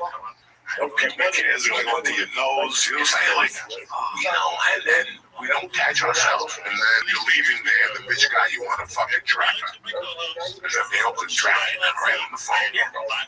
Guys, we're living in a different world. And you have to see where you get yourself into. What am I fucking doing here? You go, well, I got it beat already. I got all my problems beat. I was doing fine. I was doing just fucking fine. And then I started eating that juice. I thought my heart was going to fucking blow up half the time. We were eating big time. The other night I ate 2,000 milligrams. Damn. Of those in the clouds. Guys, I thought I was going to have a nervous breakdown. Like, it's just that first level when you hit those heights, it's too much for a motherfucker. So I didn't know. I went to the doctor. He's like, dog, I gave you these pills. You got to start taking them. I go, what pills? He goes, every month they say you're 90 fucking times. Rabbi Rothschild He is always in the Big Steppas Discord channel. We literally made and gave him his own voice channel because he's always there. So, with that being said, Rabbi Rothschild, the space is yours, my good sir. Thank you so much for the opportunity. If you don't know who I am, I'm Rabbi Rothschild. I am the best follow back in the game. If you follow me, I'll make sure to follow you. I love following back. It's one of my favorite things to do. Yes, I do stream my life in that Big Steppas Discord. You want to make sure you're locked in there. It's discord.gg/Big Steppas. Make sure that you're a member. And with that, here we go.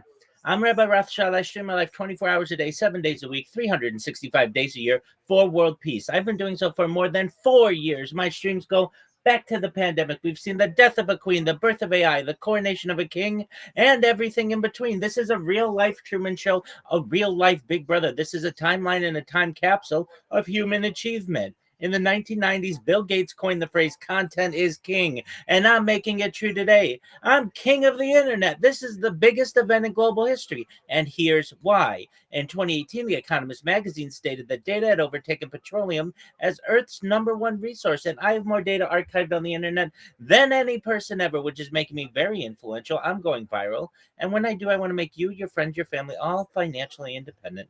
I want to ensure that you have generational wealth, and I want you to be able to start charities and philanthropic organizations of your own. I'm unlike any influencer you're ever going to meet. I'm not live on one YouTube stream nor 2 YouTube streams. I'm live on over 20 simultaneous YouTube streams 24 hours a day. You can watch my life in 360 degrees. I even have a ceiling camera. And here's a little addition to my normal pitch. If you go to that purple pill, you can see live streams in the purple pill. You can actually see me live in the purple pill, shilling myself. How cool is that? I even have the ceiling camera in there. Additionally, if you want to see all my other links, they're available in my profile. You'll also find them in my pinned post. You will also find in my pinned post a link to my link tree. I dare you to look at my link tree. Nobody dares you to look at their link tree, but I do, because I have more social media than any person ever. I have more content than any person ever. You'll also find a link to my Discord, discord.me/rabbi. We have over 2,700 people in the community and continue to grow every day.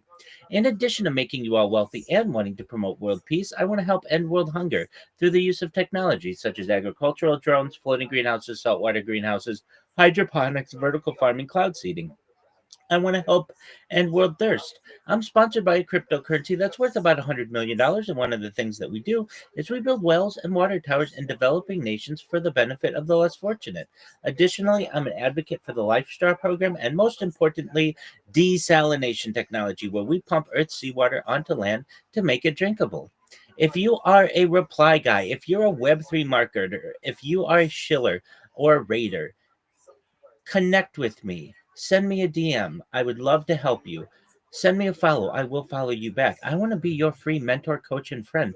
In the last month, I've helped over 50 people expand their networks, and I would love to help you. I make sure that you have a link tree. I make sure you have accounts on the top 30 social media platforms out there. I help you dominate social media and AI and search engines. You want to connect with me if you have a project or you want to be able to market yourself better. In addition, I want you all to know that I'm here to support you both personally and professionally. I'm here to be a positive person in your life. I'm here to have an optimistic view on the future. And most importantly, I want to give people hope. And with that, I sincerely appreciate the opportunity to share. Yo, Rabbi Rothschild, what a legend in and of himself. Thank you so much for coming and showing what you have going on, bro. You guys, honestly, Rabbi Rothschild, tongue twister, Rabbi Rothschild, genuinely is somebody who I think you guys should all take notes from. A lot of people, and by that, let me explain. So a lot of people are very afraid to come out of their box that they're in, their shell. A lot of people are just afraid to just speak. And when it comes to that, I genuinely believe Rabbi Rothschild's one of the shining examples of how you can be, more confident and well-spoken and just well-rounded. Because at the end of the day, being able to carry yourself in a room full of people and talk fluently and with, what's the word I'm looking for? Confidence. And it's very hard to do that, especially when the spotlight is on you. And when I say the spotlight, I mean, you know, you're on the stage, the floor is yours, there's a ton of people listening, and it can be very daunting sometimes, you know. But here Rabbi Rothschild is literally with the spotlight on him, quite literally 24/7. He is live streaming himself from basically every angle, and that in and of itself is just a feat, because a lot of people have struggles just being able to speak on a stage full of people, much less show themselves and be willing to expose themselves, you know, for the world to see like that. And that is a shining example of how you just have to, like, dig into that fear and just take control over it, honestly, because at the end of the day, nobody really genuinely, like, how do I put it in a way that like sounds good? Not that they don't care about you, but they don't care, like, how you are, essentially. You just be yourself, and people will be there to support you, and the ones who recognize it are going to be the ones that you want in your circle and on your side, essentially, you guys. So with that being said, make sure you go give Rabbi Rothschild a follow and check out what he's got going on. If you're ever curious, you can go and join the Big Steppers Discord. I have it there on the Jumbotron in 5, 4, 3, 2, and 1. It should be pulling up there in just a few seconds, you guys, if it's not already. Like I said, make sure you go and join that Discord. We have lots of Web3 job opportunities. We are still doing an AK member giveaway, so you guys, if you want a chance of winning some of these giveaways that Vibes hosts and does, make sure you join that Discord channel. Do not be late to the party. Or you can be late to the party. Being fashionably late is A-okay sometimes, you guys. A-okay.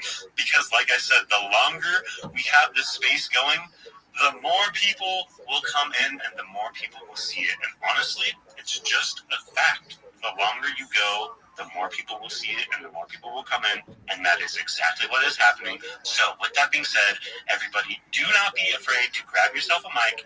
There are a ton of people requesting to come up and speak, and I am getting to you guys one by one because I am running the show solo, even though it is a Mist and Mint show. Mint is having to step away to take care of some stuff. You don't even know the truth. You can't handle the truth. You recognize it if it hit you in the face. You are not alone. You are never alone. And to everyone in the listener section, you are also never alone.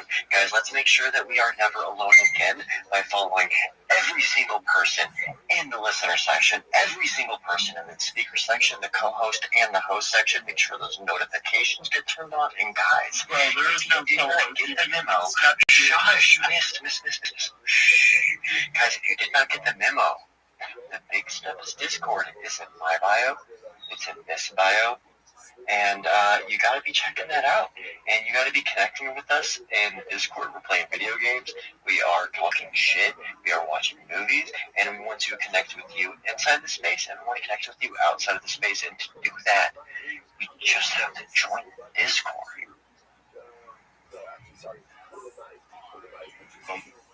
You guys heard that. You just have to join the Discord. Okay. There is somebody who is up here as a speaker. I want you guys to go to the purple pill and guess who I am about to say that I brought up as a speaker. Honestly, you guys, there's only one other person who I've brought up as a speaker since Rabbi Rothschild has been speaking, and I need to know if you guys have truly been paying attention. And I'm going to choose the winner of the NFT giveaway to whoever guesses the person I brought up as a speaker while Rabbi Rothschild was speaking. I will give you guys a little bit of time to go to the purple pill and put your entries in for this giveaway, because while you guys are doing that, I also am going to go to my Phantom wallet and figure out which NFT I'm going to be giving away to you guys. I love each and every one of you guys for showing up and put your entries in for this giveaway, because while you guys are doing that, I also am going to go to my Phantom wallet and figure out which NFT I'm going to be giving away to you guys. I love each and every one of you guys for showing up to the space and being legends in your own right.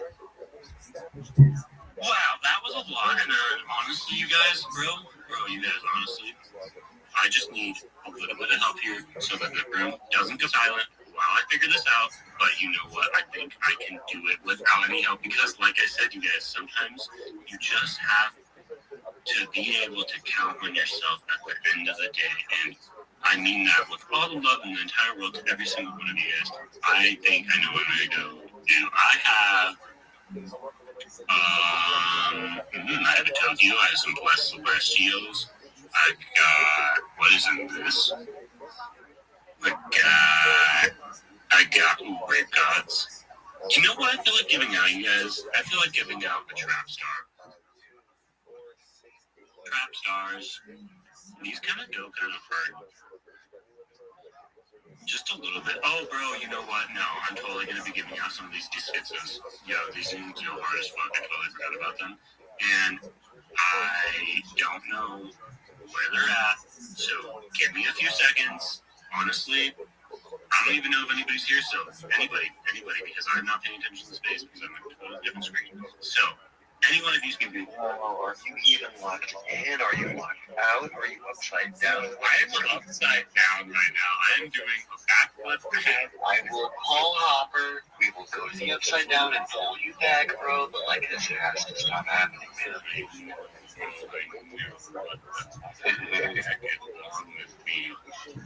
I still can't find it. Wow. I am so...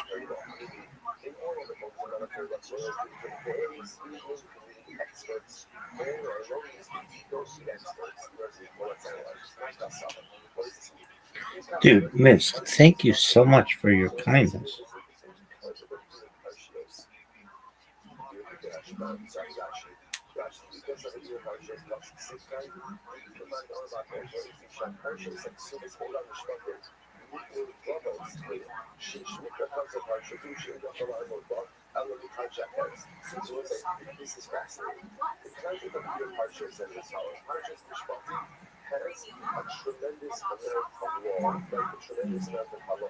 Yes.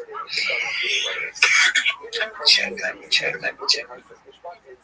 Engaging on the smooth thinking. Yeah, Victor, go ahead. I think this post have stayed too long. We should bring them down and bring in a set of posts. You're wasting too much time. Yes, right.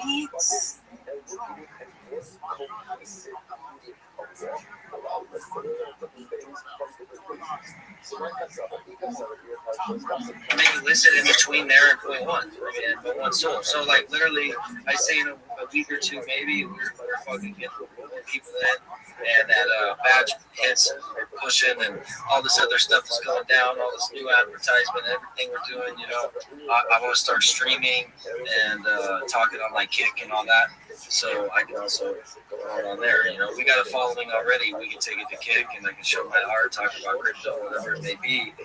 And you know, I like to talk anyways, and I'm gonna do it, bro. So we already got something there. We talk long neck mentions on there. Get more people talking about digital artwork again on the different so that's another plan. But yeah, man, motivated. Dude, I love it. And shit's moving. Every time I check the numbers, it's literally increasing by like a half a. Yeah, it's moving up. And when I say like when one soul hits, like I'm not selling out. You feel like it's too expensive to buy the floor now?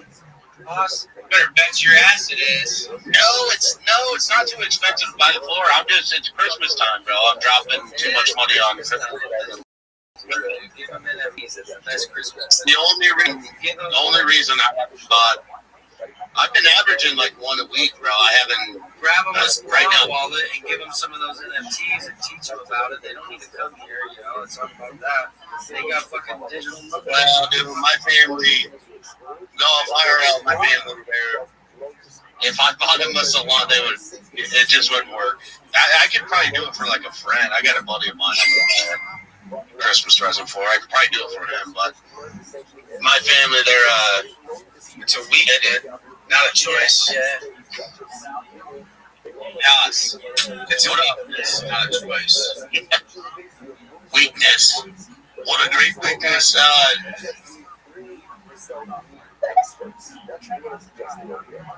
know a lot of those. Because they asked with freaking all these replies now too. She's got 80,000 on 1-1. I got only 100,000. I got 100,000 impressions just today. First, whatever. I gotta go harder, dude. Yeah, you really fucking do. What's up, Rabbi Rothschild? Dude, what a name! What a great name. Every day is a holiday, every meal is a feast. When possible, may I please share my project? Excellent. First and foremost, I've done my best to follow as many people as I can in here. If you follow me, I will absolutely follow you back. I'm the king of follow backs. You should also know I figured out how to embed videos in the purple pill. So you can actually hear this space live on YouTube from multiple angles, which I think is quite cool. I'm Rabbi Rothschild. If you don't know who I am, you will. I stream my life 24 hours a day, 7 days a week, 365 days a year for world peace. I've been doing so for more than 4 years. My streams go back to the pandemic. We've seen the death of a queen, the birth of AI, the coronation of a king, and everything in between. This is a real life Truman Show, a real life Big Brother. This is a timeline and a time capsule of human achievement. In the 1990s, Bill Gates coined the phrase content is king, and I'm making it true today. I'm king of the internet. This is the biggest event in global history, and here's why. In 2018, The Economist magazine stated that data had overtaken petroleum as its #1 resource, and I have more data archived on the internet than any person ever, which is making me very influential. I'm going viral, and when I do, I want to make you, your friends, your family, all financially independent if you're not already. I want to ensure that you have generational wealth if you don't already, and I want you to be able to start charities and philanthropic organizations of your own. I'm unlike any influencer you're ever going to meet. I'm not live on one YouTube stream nor 2 YouTube streams. I'm live on over 20 simultaneous YouTube streams 24 hours a day. You can view my life in 360 degrees.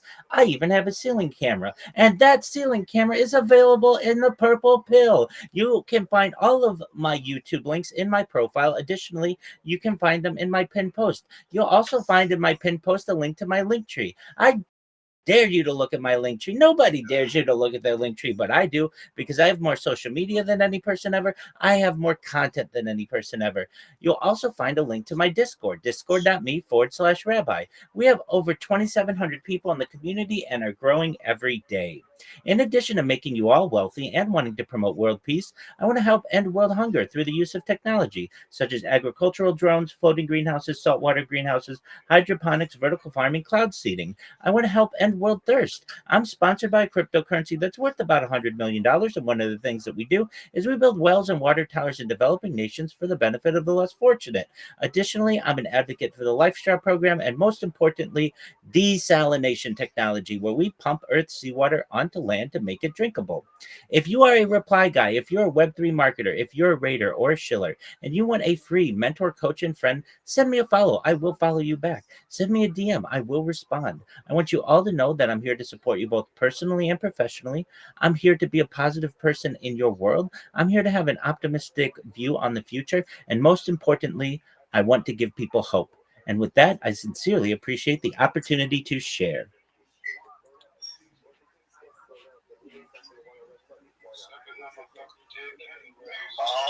I guess I'll be the first one to reply.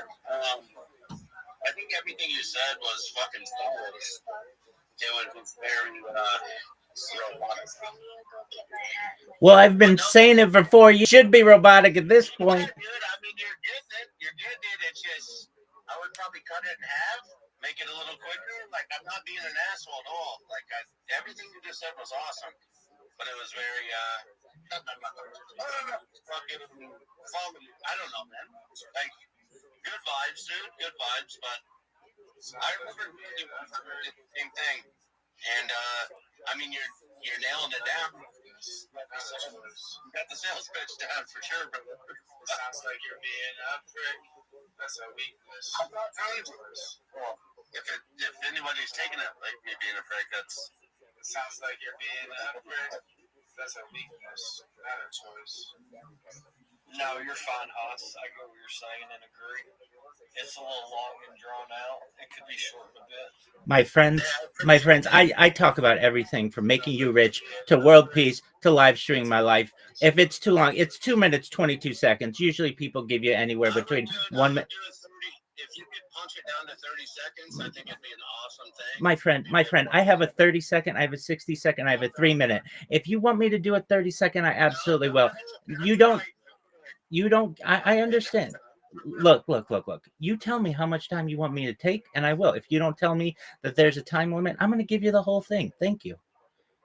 Dude, I get it. And I get it for sure. I think next time, like in a big space like this, I would probably try to punch it to your 30-second, maybe a minute. And again, brother, there's no bad love at all. Like everything you said, again, everything was good intention and it was awesome. It just got a little long. Hey, thanks for coming through and pitching your project to us, bro. I appreciate it, man. I've heard you a few times. Thank you. Keep grinding, man. Keep grinding, and you'll find your people. Happy Hanukkah, Merry Christmas to everybody, and yeah, bro, real peace. I'm with it, dog. Hey, world, motherfucking peace. That's what we. Hey, Haas, do some Trump stuff for me for a second. I'm on the phone. That's what we. You know, the guy made a great pitch. I'll tell you this much. Like I said, They're all assholes in here. I think there's a lot of just a bunch of gossiping going on in this bitch. Just wanted to come in here real quick and say Merry Christmas to everybody. Merry Christmas, P. Kelly. What a great P. Kelly is. And don't let the Grinch take all your presents, okay? We take a lot of presents. You know, there's a lot of presents. Christmas and fuck you. So good to hear from you, P. Kelly. How are you? How's life? Oh, it's going good. It's going great. You're not and we got a club in our town here. We call him Mr. Chicago, probably the biggest Chicagoan we've ever met. What a great guy. Biggest. Call him ART with a T, capitalized. That's great. I'm probably one of the biggest, but one of the smallest at the same time. Good guy. So is P. Kelly. I mean, by the way, P. Kelly, phenomenal rapper. What a great rapper. Great rapper. What a shitty rapper. Shitty fucking rapper. What a bad rapper. He's a terrible rapper. He's probably one of the best. We got Art here. I hate my own blood cousin. I hate my cousins. I hate family. Get it down to 30 seconds. My friend, did I say, hey, will you please critique my pitch? I don't remember that.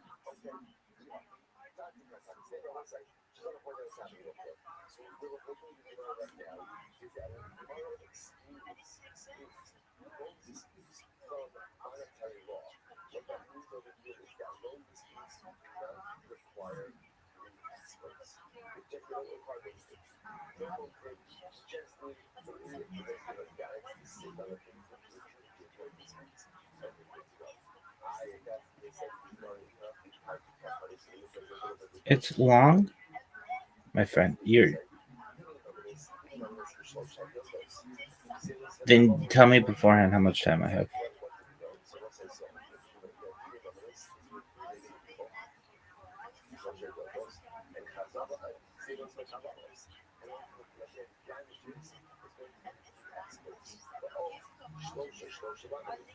You have a big space, 22 people. I was just in one with 396 people. That's a big space. 22? That ain't shit, son.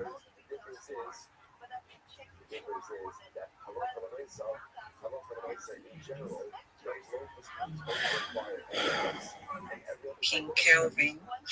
Let me hit. Okay, I've already liked this one post. We have a post by a Fox Bears. We have a post by a Fox Bears. Drop a like. This motherfucker's a zoologist. Thought his name was Sexy Pimp.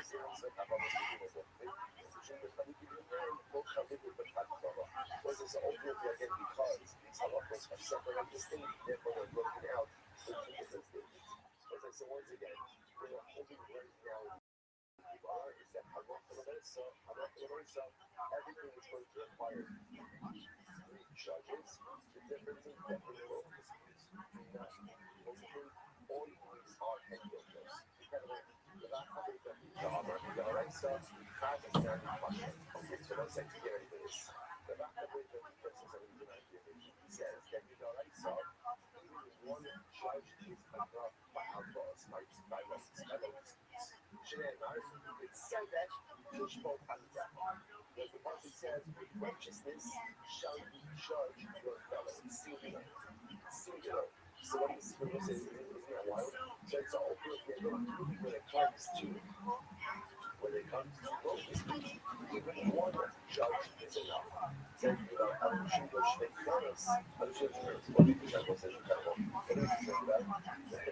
watch this. Put this all together, right? By no disputes, number one, I don't need one for a very experts. And now you come down one. Let's see what's going to happen. Don't shake promise. Don't shake promise. What's consequence? Don't shake promise. So really, these people who sit on the Can you hear me? people who just sit and this particular topic will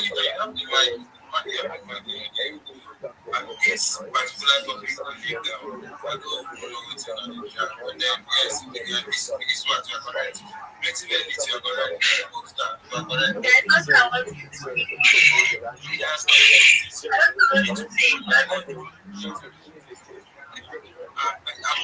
Because I go to the advice, we can go and watch.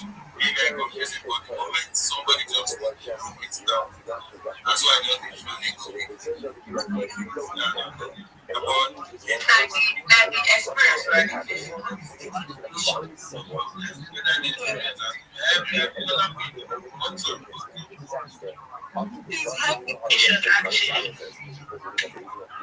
Sorry, because when you go by what you see outside, sometimes it's outdated information and then you end up with a lot of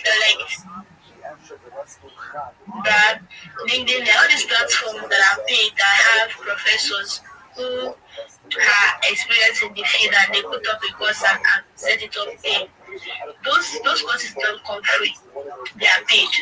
Most times the people that you see who are sharing information on YouTube and stuff, because I've gone through those courses, not coming out to make videos and put out the information that they put out. And sometimes they can just put out different things at the same time and you don't even know which one to follow and which one not to follow. But to get accurate, updated information, you have to pay. The real thing, you have to pay. There are some tools once they give you the information, the money you start making money. And ultimately, thank you very much. I don't like this argument at all. Anyways, the post on the Jumbotron by Isaac Suzuki is currently seated at 8 likes right about now, 9, 10, 11, 12. That's it. You guys should go and pick it up. Pick it up from there. Let's fucking go. I don't know if like some people don't really go for engagement today. What's actually the problem? Is it because Naguba had the wrong or is it that we see Amara? I don't know, but let's find out. We'll definitely find out. Anyways, Cryptomania is talking about linear chain. That is the growth strategies for linear chain and the partner representing. With the post on the Jumbotron is 1 repost, 2 quotes, 9 likes, and 3 bookmarks. And definitely, we're definitely going to lift it up. But he said 5 days. Cryptomania, we don't enter 2 days. We don't enter 2 days. I don't know why it's still like 5 days. Because I think you need to go and edit your post and make it, or redo it, or do another one. Because it's actually, okay, my boss is back. Post sent. Yes. The book by the man that I called Bad Fella, the baddest fella of all time. His pretty sitting at 36 likes. That post came up with about 25 likes right about, but now it's sitting at 36 likes. 5 reposts and 1 quote. But the hot. But the energy is so slow. Yeah, but I'm not gonna lie. I saw a video of an influencer made on TikTok. People don't really pay for information anymore, but it is everywhere. YouTube, Google, but there was a time in this place where you have to, you must pay get information. I know what is right to say about probably Web3 and all that. But yeah, even the skills we learn here, you must look for somebody that will guide you through. If not, you will just take one inside this out, no go learn anything. But yeah, yeah, and again, pay for access. So pay for access. Let me pass the mic back to Odin. Odin, are you banned? Are you banned for you?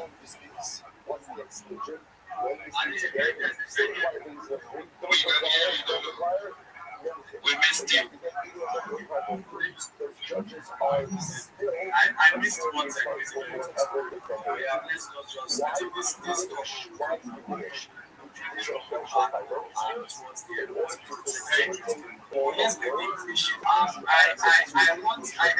class.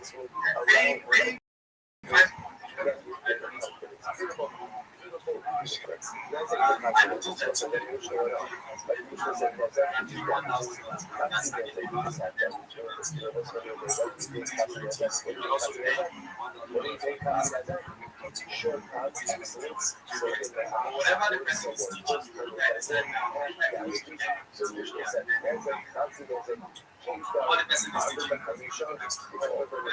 teaching you, obviously teaching you so many things. What's the best strategies? Now, when I finish anything, I will now want to do the strategy and then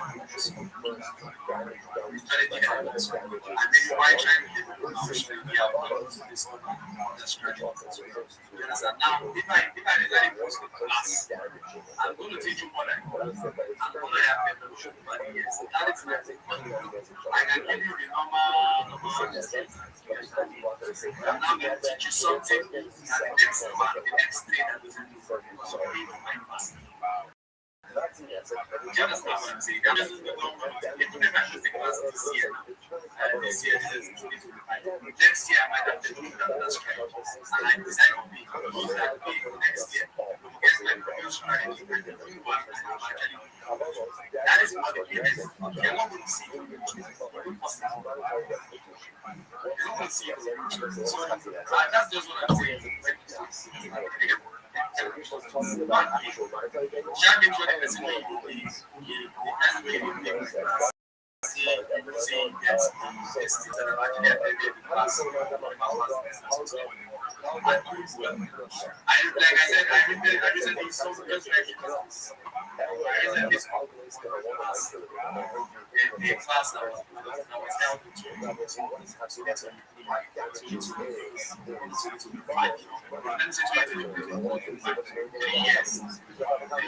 was held and I saw many but out of the people I saw in the conversation of that class, I say which them make I know this person that are disciplined and so on.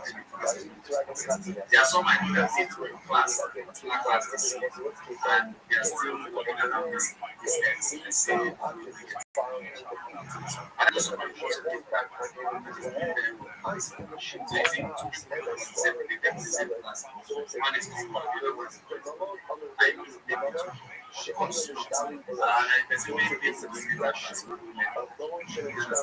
so it depends on the economics and the media as well. So that's I think you know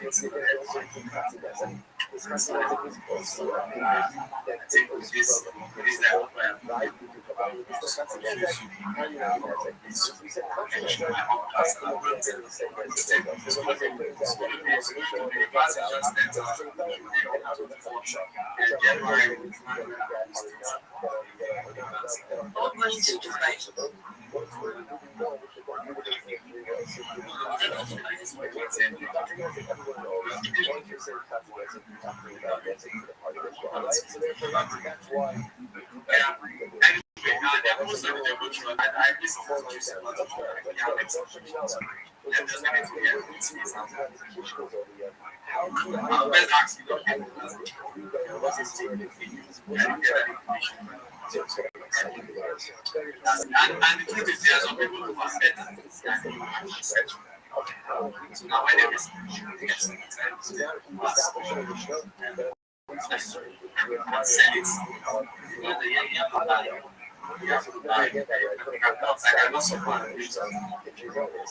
Anyway, let's move on to the there's a GM principal.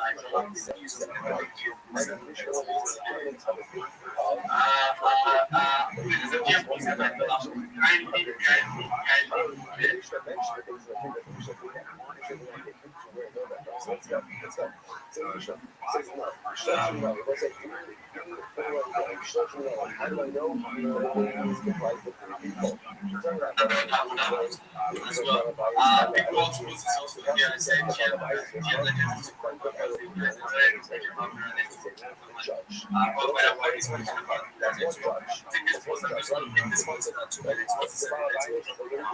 and I'm going to be letting the match be.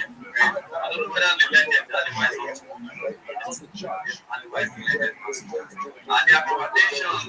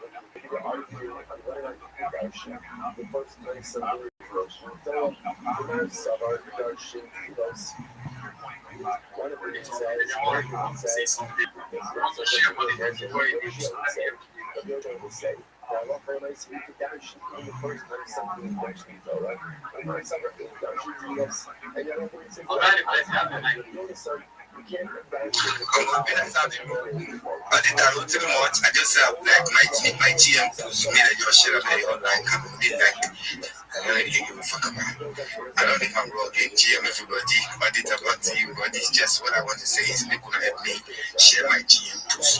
That's all. At the engage. Thank you.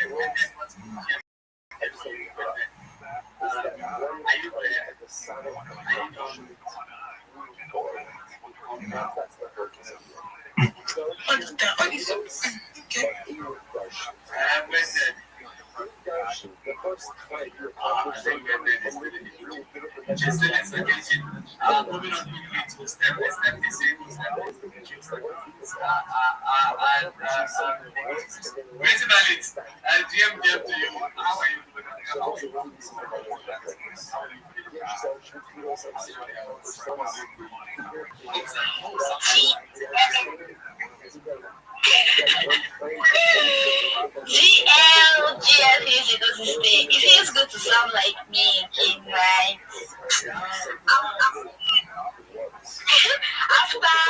after lots of educations and everything since ending of October that I've been having this health crisis from one thing to another,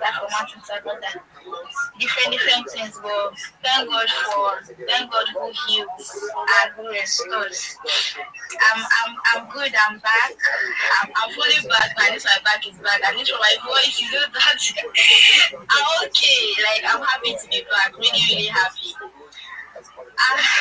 Yes, thank you. I want to say a big thank you to Big Wells, particularly Big Wells. I made it a to be checking up on me. How are you doing? What's going on? I tell you that I'm meant to be like, child, sorry, don't worry. If I just let I also try to support me to help keep my house active. The level. Thank you so much, Big Bets. I really appreciate that from you. Yes, guys. So on my big post, please, I need you to join my WhatsApp channel, right? Because there are some things I'll be posting that I might not be able to post on my ex account. So I just join there and stay connected. Alright, so that's basically and then Base app is not available for everyone, Sha. Base app is not available. They launched yesterday night. No more invites. As in nobody should know all these people that are selling invite link now, their markets don't crash. They need to find another hustle. So this app is not available. People are selling it not for small money, for $5, $10. So I even let people sold for $25. Like people have mind this activity. They're selling it without any remorse. And people are buying. That's interesting thing. So this app has launched now and is available for you to download and then enjoy. They have been able to do a lot of upgrade on the app, so it's smoother than it used to be, right? And there'll be more improvement going forward. Yeah, basically. So I've become on space like I usually used to. Yeah, it's good to be back. Thank you, Odita. Thank you, Thank you, everybody. Thank you to you. I want to invite you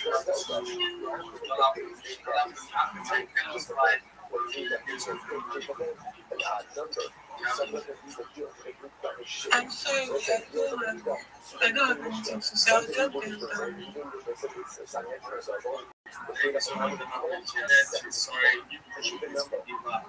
She's still bringing up his soon. But I will also drop the link that I've been sent. Even if I can like jagged, and not like anybody shit. Secondly, to keep in mind to Stephanie, what's your how are you doing? It's otherwise I'll see what you know. Because I've been sniping to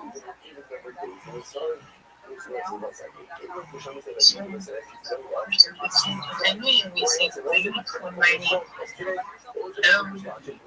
Yeah, but because you know, became near creative elements. Because otherwise, you couldn't see.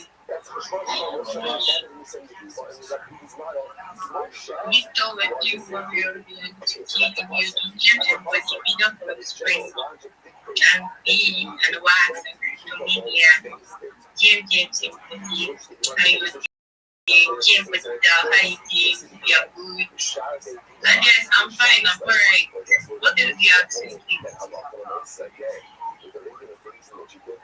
I just don't really want to. I'm alright. Maybe.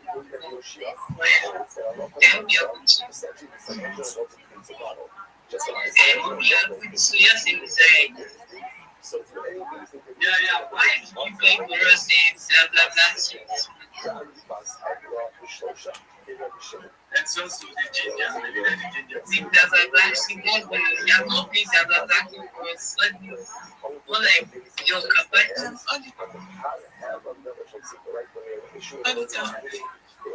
Yes. These people don't have no place. How can they put on? They have money in. Stephanie, I'm fine. I'm not gonna be you, but then I was not asking about your and just ask the same question. You ask me about cookie, I also ask you cookie. It's okay, I'm fine. Sorry. It's alright, thank you so much. I'll give the mic to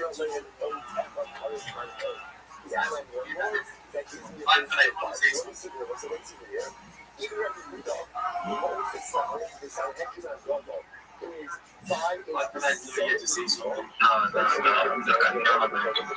You're not there at the boss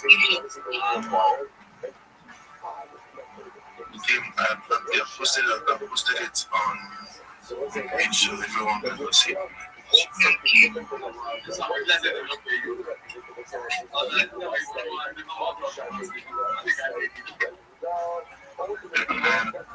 Just to comment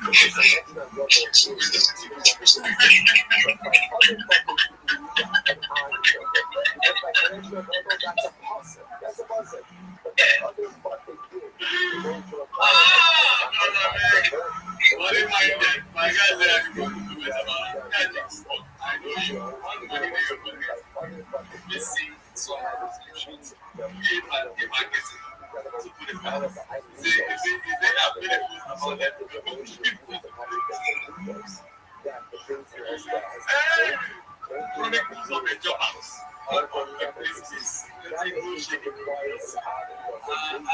Please, I want to give the mic to another person. I want to put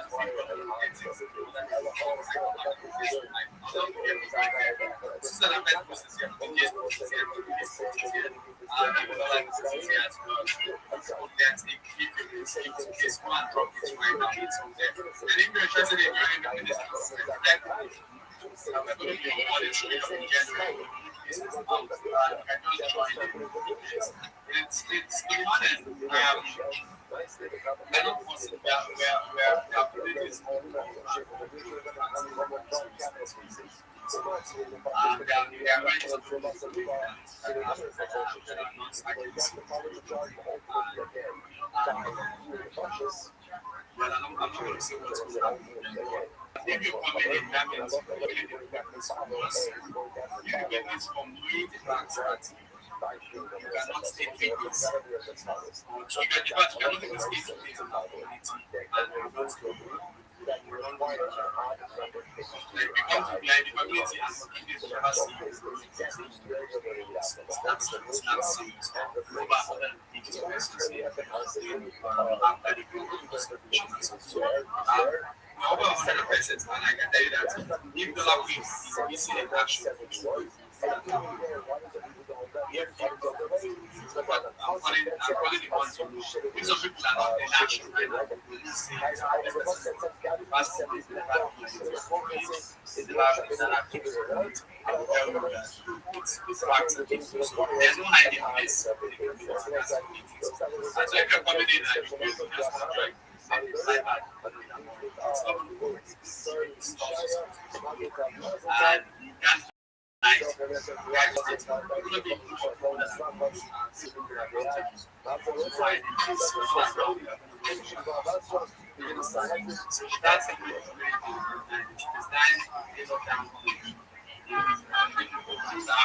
those are that are not active.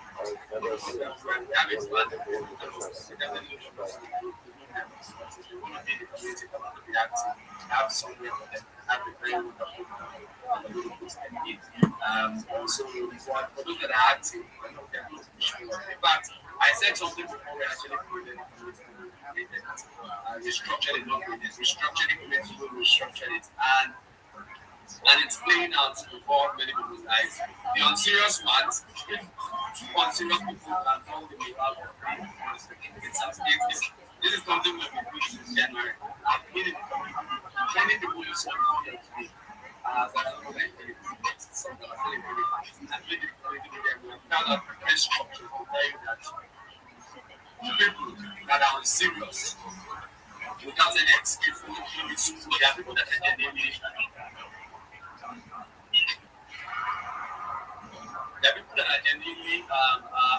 not active because of school. This one's the this one's the.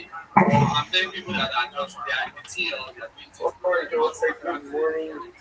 Good morning. Hashem, a great to see you. Journey of section and all of our sponsors this morning today.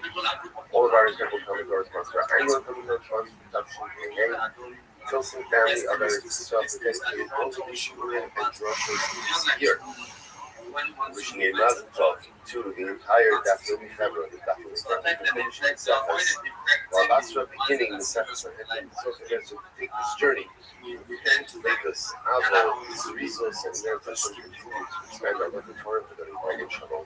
Commentator sponsors for the month of Kislev, Joshua McDavid, Vishnu Yarte with Joshua Scott, Yisrael Yudah, and calls from the Bracha, Semia, and the safe return of our hostages, and the success of our precious soldiers. Semia, Malka, Esther, Semia, of their parents, Yitzchok, Late, Venera, Cohen, Sarah, Russell, Bas, Barak, Abdon, Hinda, Bas, Henef, Ephraim, and many of their dear friends, great soldier, beloved husband, their father, escaped from the therapist, that public body, from the ownership from the moment, experience, and the knowledge. And our Daphne sponsor for today, Robert Inez, for the yard site of Luz Bas Sarah, and in honor of the Daphne Shir. It's 1.5, so I'm eating them 1 and 2 a day, 3 a day. Next thing I'm up to 16 of them. Next thing I'm buying them 100 bags, $800. You know, guys, how does it slip up on you at not 40, not 30, but 55, 56, 57? Guys, you don't recognize the trap. All our lives have fucking traps. Every time we go towards that trap, it's going to be the same result. And, you know, I don't even know how to say this without sounding like a fucking idiot, but I'll lay it on you. We have traps in life when we're regular people. Think about when somebody thinks they know you. So generously in this campaign. Think about when somebody really thinks they know you. A podcast or something like that, guys. They're gonna lay fucking shit on you every fucking other week. You're gonna bump into something. You know, that's interesting. That's some interesting shit. I can have a good time with that freak. But then in the process, you're like, I'm gonna lose everything. I'll lose everything, but most importantly, I can get that shit back. I'm gonna lose credibility. And I can't do the podcast no more. I can't be on stage no more. Because you have no credibility. Yeah, people still watch you because they have no soul. But anybody who knows you, you lose credibility. Not the money, not the car. That's all bullshit. You can always get that back. Thank you all very much. And again, it's your word, your credibility. You've been on a podcast for 12 years, Joey. And meanwhile, you snort coke on Fridays and Saturdays. How fucking dare you, man? How fucking dare you? At least that's how I would look at it. Right. If you've been talking about being sober for all these years, you guys know what I do. I eat my fucking mushrooms. I don't even like those anymore. They taste like ass. The ones I ate the other night didn't do anything for me. I got yelled at for years saying that. I ate them with a shrimp parmesan sandwich. You gave me a shrimp parmesan sandwich. You want to eat them with honey because somebody told you it's a good idea. You gotta eat them with food. And the best food to eat fucking mushrooms with. Pizza. Georgia's soup. One-time soup at a steakhouse today, ladies and gentlemen. Because the waiter told me, he said they got a sushi bar. Then how do wontons come in with the sushi bar? Wontons are from China. There's a sushi bar. A couple weeks ago, he comes in with a menu of a Chinese place that sells chicken salad sandwiches. Listen, you're in no danger. They got me, I'm telling you, listen, you're in no danger. You gotta pick a flag in my world. So as soon as you go to a steakhouse, everything's in the steak vein. Lobster bisque, bread, French onion. A fucking Caesar salad, not a wrap. A fucking wedge. Ooh, a 12-ounce steak. Ooh, a tiramisu. A fucking another cup of coffee. But no, you gotta listen to the waiter. Yeah, I like the wonton soup. Yeah, it sounds yummy. And I don't mind, like if you're 10, even if my daughter makes one of those decisions, I'm like, talk to him when we get home. But when you're his age, I can't. And you grew up in this area, I can't even put my fucking head around it. Why would you tell him you got wonton soup at a steak place? Because that's his world. You can't tell him that stuff. And then he tells one of your things. He blames it on the waiter. Well, the waiter said it was good. Some skinny kid, shoots fucking peptides to lift weights. Why you bother me fucking for, Let's go to a break. I'll be right back. We gotta talk to you about a couple things. Yeah! Hey, what's happening? Uncle Joey here. Listen, for a good workout, you need to train smarter, not longer. Now listen, you can get just 20 minutes a day. Again, 20 minutes a day with the Hydro Roll machine. Hydro works 86% of your muscles. That's right, 86% in one seamless motion. Works your arms, your legs, and the most important, your core. Okay, rowing with Hydro is twice as efficient as cycling or running, and a lot less, your knees, the whole thing. Hydro keeps you motivated with different workouts filmed in beautiful spots around the world. Three, all led by world-class athletes. It's never been easier to get a Hydro rower with free standing shipping and a 30-day risk trial and a 1-year warranty. There's nothing to lose. Again, 1-year warranty. So do me a favor. Take care of yourself in 2026. Head over to hydro.com and use code DIAZ, D-I-A-Z, to save up to $600 off the Hydro rowing during this holiday season. Jingle bells, jingle bells. That's hydro.com, HYDROW.com, code DIAZ, D-I-A-Z, to save up to $600 today. Hydro.com, code DIAZ. Happy holidays. Uncle Joey, I want to talk to you about something. Look at my eyeballs. Make any day feel like a weekend with IndaCloud. IndaCloud is your online dispensary. Try out their gummies, vapes, pre-rolls, and edibles. Looking to replace that nightcap? Check out IndaCloud's new zero sugar, calorie, THC sodas. All IndaCloud products are federally legal, THC.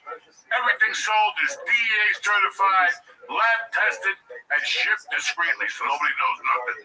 Listen, I love these little drinks. They're stronger than all the other ones. You kick one back, and you sit back and relax this holiday season. Whether he's in the neighborhood or not, you'll hear Santa. Get yourself IndaCloud. Listen, if you're 21 or older, visit IndaCloud.co and use code CHURCH, CHURCH, for 25% off plus free shipping. That's IndaCloud.co and use code CHURCH, CHURCH, for 25% off, free shipping, and a better way to unwind. Enjoy responsibly, and thanks for IndaCloud for sponsoring the church. Love you guys. We're back, pole smokers. So, this is it, man. I hate this time of the year already. Like, I like the holidays, but I hate that we're at the 15th already. People's mind is already starting to slip. Who's bringing the eggnog? Who's cooking? Why does that upset you? Like, I understand if it's someone I want everybody to work straight to the 24th at midnight. What time does Santa come? The 24th at midnight. What are you talking about? What do you need to do? Everything comes on Amazon now. Right. You don't even have to go to the fucking store. No. I don't know, guys. When it comes to shit like this, I'm a commie. Like, I want everybody to fucking work till the 23rd. Whipping it. This is it. The year ends. What do you think happens after the 26th? Nothing. That's why I'm getting married. If you're unless you have a restaurant or you're a theater owner or something, nothing happens. People come in with fucking returns. And then you gotta start again on the fucking first, all over, back to your fucking grind again. Yeah, and this is just, and then a guy like me has to wait. Well, I haven't had an audition in 3 months, so I don't give a fuck anymore. The phone doesn't even ring, okay? And I gotta be honest with you, I'm pretty fucking happy. Because the last 5 or 6 jobs have been jobs that I'm like, I don't want this, I had Tulsa King, I had some others. independent pilot on Netflix. I never heard back from that I was interested in. But besides that, it's like, fuck, I don't want this. And I have an agent that's a sweetheart of a man. I've been with him for 25 years. He was with me at Daniel Hoff. He's my agent in New York. And he always sends me these college auditions and shit. I'm like, but they're always a twist. So I always get out of it. He has to speak Russian. I don't speak Russian. Yeah, but you can try. I don't speak Russian, okay? It's not gonna night. I'm not gonna fucking. I'd like to see you try to speak Russian. No, it's not. Listen, it's not gonna work. Not at this age. I can't do impersonations. I can't pull rabbits out of hats. This is it. That's your acting move. That's it. That's all I got. But listen, guys, I used to fucking right now.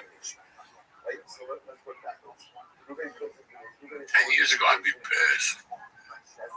If this was going on in my life 10 years ago, I'm calling my agents every day because the year ends on Wednesday. Yeah, you're not wrong. That's it. The agencies close on Wednesday. Nobody's taking calls. Nobody's doing nothing. But let me tell you something. One of the most money I ever made on a commercial wasn't the most. But surprisingly, for what it was, it paid me a lot. It was a demo. It wasn't really a commercial. It was a commercial for the NFL Network. You know what time we shot that motherfucker? We shot that December 24th at 6 a.m. And they were shooting 5 more that day. And you get 3-4 hours almost on Christmas Eve. Which is my presents now. No, because you're not getting the money till fucking St. Sebastian Day. I have a credit card then. I had to wait. I'm trying to work the guy. Listen, he can't get it in advance.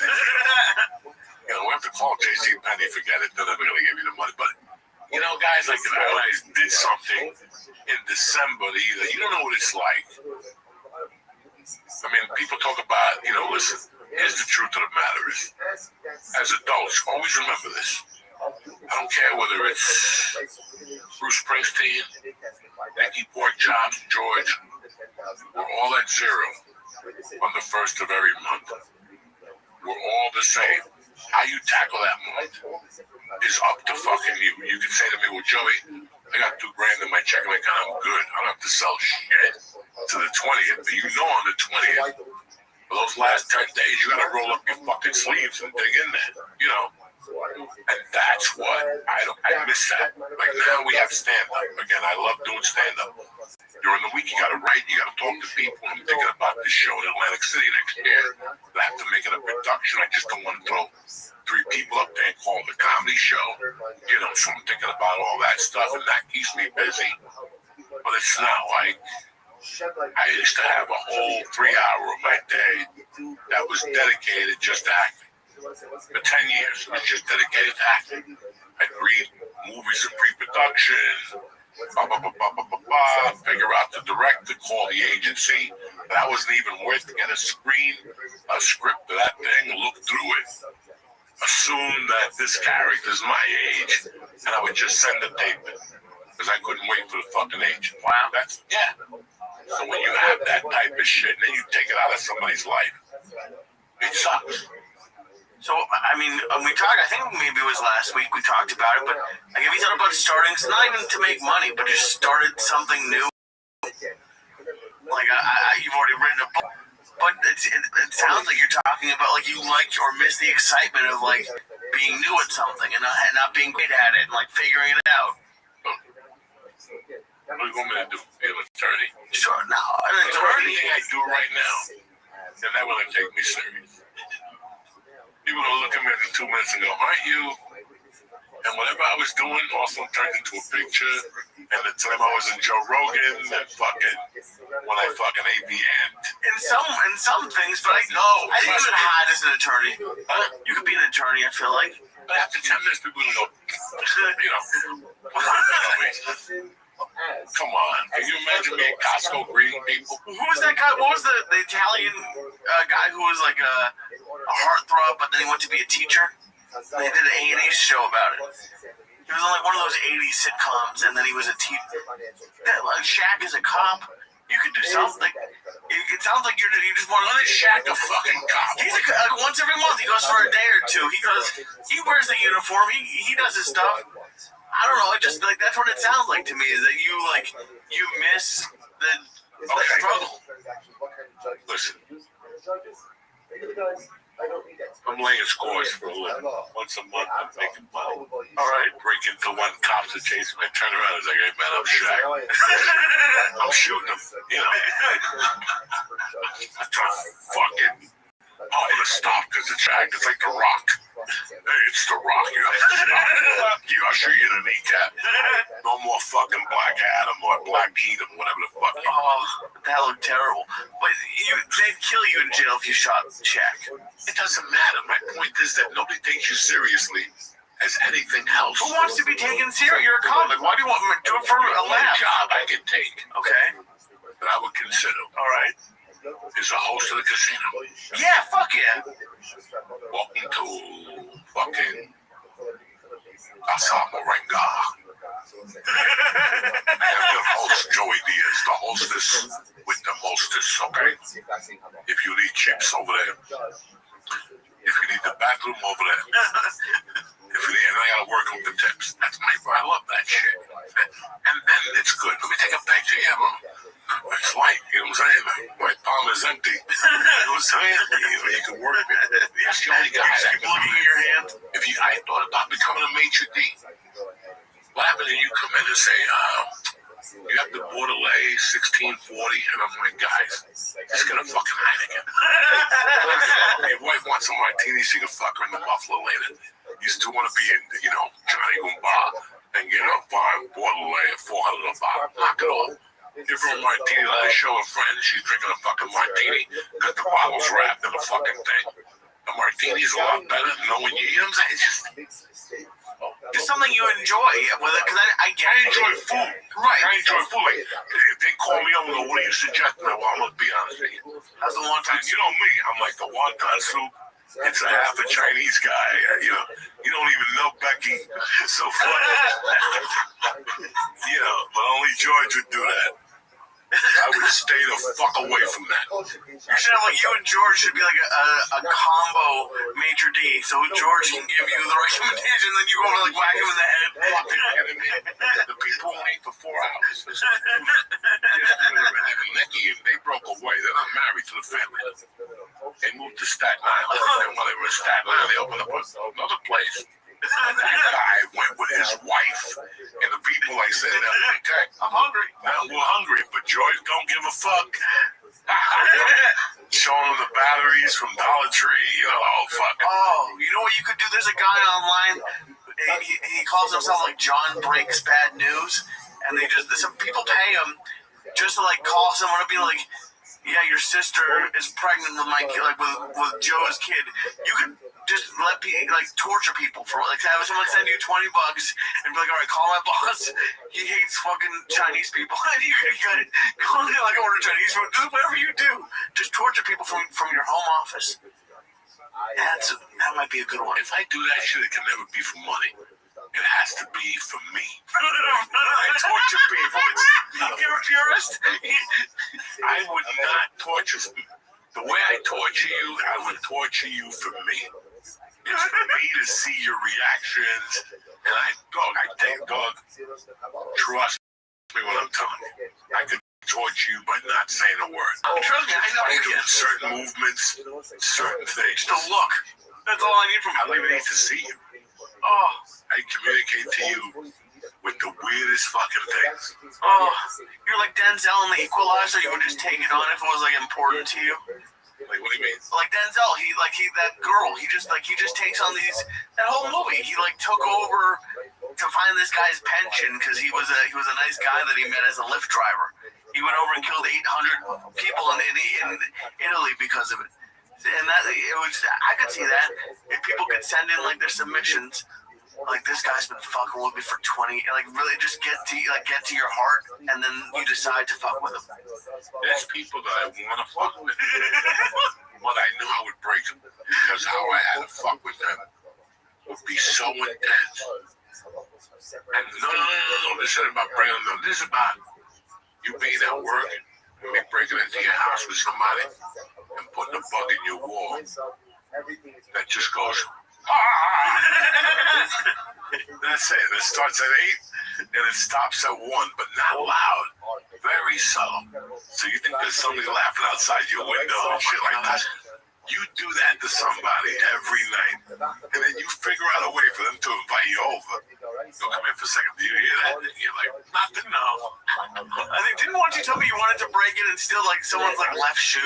I did it to a friend of I did it to the cab driver that when I sits up there, when I walk into a club one night, who was changing in the parking lot, I saw his white shoe. That just irritated me. They had like fucking these white fag shoes on. A friend of ours that we had Quaaludes, the whole thing. Like 4 North Bergen guys with kids. And I remember when I told him when he went inside, I go, dog, don't bring those shoes. And he came back like, okay. When we got to the location, he was fucking around. I saw the both shoes in the trunk. I took one and threw it in the garbage and just and he's like, where's my shoe? I can't even go in the club. I don't want him. You have to get out of here now, okay? For years, he tore that car apart looking for that one fucking shoe. When I was doing the cases up in Snowmass, if I didn't like you, I would break into your house just to take a snow boot. You know those snow boots that you get the expensive one? You take one snow boot from somebody, see what happens, and then check on them. How you doing? What's going on, man? I lost my snow boot. I saw one down the road. There's so many things you could do to people and have such a good time on your own, not nobody knowing. And I could do it to somebody for a while and keep a straight face and ask them how to come about. And then telling you gotta hold it. All that shit, you gotta hold it to yourself. How do you pick a new target? Is it so? Do you have to like the person to want to torture them, or does someone piss you off in a day? You're like, oh, this is a new guy. No, I have to love you. At the same time, I cannot believe you're so stupid. You're gonna let this happen. You're gonna let it happen. I do feel out of love. Like I tell you, who's gonna have a major league problem? My daughter. She has no idea that I'm gonna fucking manipulate her just through pictures, signs, sounds. You know what I'm saying? Like, when is it gonna start? Like at 16? It's starting already. I say shit to her already. Like, you hear that? You know, stuff like that. You know, you gotta mess with them a little bit to keep them on. Oh, she has no idea. I can't wait till she really starts dating. Like my wife falls asleep in the middle of the night. I get up to pee. I get up to pee at 3 in the morning. Pee. Look at the cat in the bathroom. I go back to bed. And right before I'm about to put my sleep apnea mask on, I look at my wife. And she's laying like this. It could be 3:30 in the morning. I just go. I just pet her face. This been going on for 25 fucking years. She doesn't even react to it anymore. She just goes.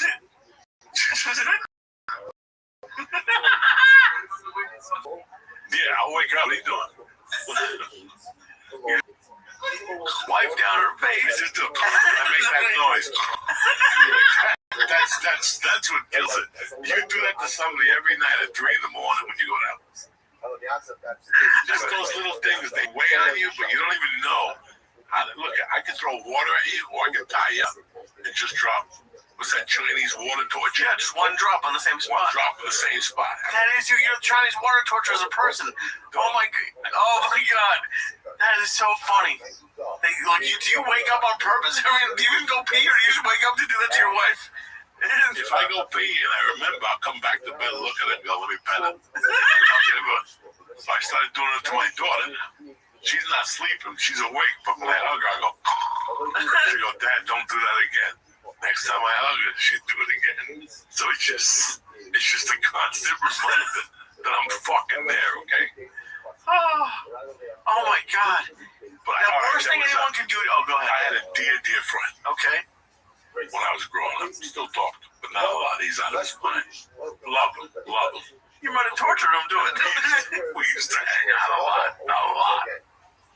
And we would go to this bar like Tuesdays, Wednesdays, and Thursdays for about a year. It wasn't a hot bar, people bar. It was on Kennedy Boulevard, and we would go there to do coke because there wasn't a lot of people that you get away with that. And for that sat there every night. It was like a relic from the neighborhood. And if I went in there, I would give that seat in the middle. I would sit next to her because I had a friend that would walk in and fall for my trap. And he'd sit in that chair. Okay? And I'd give him a beer, I'd give him a line of coke. And I'd sit there all night and go,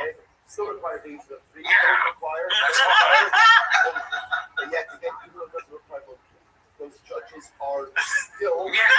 That's all I would do. I'd pull out my mouth. So he was sitting here. And I put my hand in and I go, yeah. That same wording, yeah, that's it. I don't even know what that means. Yeah, that's all I would do. And he would sit there after a minute and go, oh, this lady won't stop saying, yeah, whatever the fuck. And that's when you know it's working. And that every fucking night, every time I sit next to her, and for years, Zenya, and he would sit there like, why she keep saying that? I don't know why it sounded like the old lady. I worked for Rudy Moreno, was my brother, God rest his soul. He died after COVID and stuff. Rudy gave me a lot of comedy work, and I loved Rudy. But Rudy knew that from the minute I walked in, because I used to tell him, Rudy, don't fuck me. I got a spot at the store at 10:30. So sometimes I torture people because they fuck with me first. You call me and go, Joe, I got a spot for you. What time is the spot? 9:45. You sure? I got a spot at 10:30, so I got to be off that stage at 10, dog. And I got to be on the fucking 101, then to the 5, to make it back to Hollywood. So don't tell me I get down there. And also I'm going up at fucking 9. Now I'm missing the $15, and this motherfucker's giving me a check. You know what I'm saying? Like, what the fuck? Right. So I said, this motherfucker wants to fuck with me, so I'll get down there at 8. If you get there at 8, then I'll put you up early. Another time at 8, motherfucker puts me up at 9. I go, that's it with this bump, bitch. So I started showing up early. Maybe with Georgia City. That's just in front of me, rent the camera, and I'd be looking at the stage. And every 3 minutes I go, Rudy. Rudy. Rudy, you do that during the comedy show. Rudy, the guy's on stage. Even people start turning around like, what's going on? Rudy. Rudy. Rudy. And then he would turn around and Coco, what the fuck? What time am I going on? No, I would ask him like something. Arrange him like something fucking superbly, like nothing to do with the show. And he would always bring one of those things for your breath. Mr. Can. Tic Tacs. No. Mentos, whatever the fuck those are. You would get the cinnamon ones that are delicious. But if you eat the whole can, you shit blood for a day. I would go up to him. Rudy, where's the Mentos? They're right there. And I would get one every 3 minutes. Oh my God. Right in front of him. Every 3 minutes, like I'd pop it. And he'd sit there like, what the fuck? And then after the Mentos were gone, I'd go right back to Rudy. I'm surprised he didn't pull you up just to get you out of there. And eventually, he started putting me up second. He would give me my check and get me out of there by 8:30. I love it. And then I throw in, Rudy, we got a Chinese dinner with this? Rudy, we got a Chinese dinner. You know how many times he just gave me money out of his pocket? Like, go. Did he even get the food, or you just wanted to torture him? Oh, I would torture him. Another time he would give me 2 gigs in one night, and he'd pay me for both gigs. I did the first one, but not show up for the second one. Oh my God. What was your excuse? I didn't feel like doing it, Rudy. Oh my God. He would lose his fucking mind. But those, if you're gonna give me that, I had another dude. I had a dude convinced that I had the best cocaine across the country. Anything you go to. Now all the city was going to, I was going to, so I knew these cities. I didn't get coke in these cities. Some cities I got lucky, but other cities you don't. But I would tell them I did. Started like a year in advance, like, dog, I go to Cleveland, I get this shit from fucking Samurais. Remember Mother of Pearl? Because he was my age. Remember Mother of Pearl? We just dripped down your throat. Hell yeah, I remember that. And I get him all fired up. And then when he go to that town, I call him on Thursday. I go, you bring anything away? He goes, I got enough to cover tonight, tomorrow. Maybe Saturday. I go, do it all tonight. I got a guy showing up tomorrow that's going to rock you. Oh, no. He called me next morning, man, I did it all. What time's your guy showing? He's showing about 7:30. Now, I knew what hotel he was in, so I knew the landmark. There's a library down the corner. And I would tell him, go down there. He's a Chinese guy. His name is Ming. So I would just build up the fucking whole weekend for him. I did this to him every weekend, guys, for like a year and a half.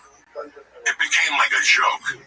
I still remember sending him on a mission before I left the house. I was in California. It must have been 9:30. And I'm like, you done with the show? And I go, yeah. And he goes, do me a favor. Go to the White Horse in the center of town. He's like, Joey, it's 8 degrees. I go, you'll be there in 10 minutes, man. Okay, I'll call you from the White Horse.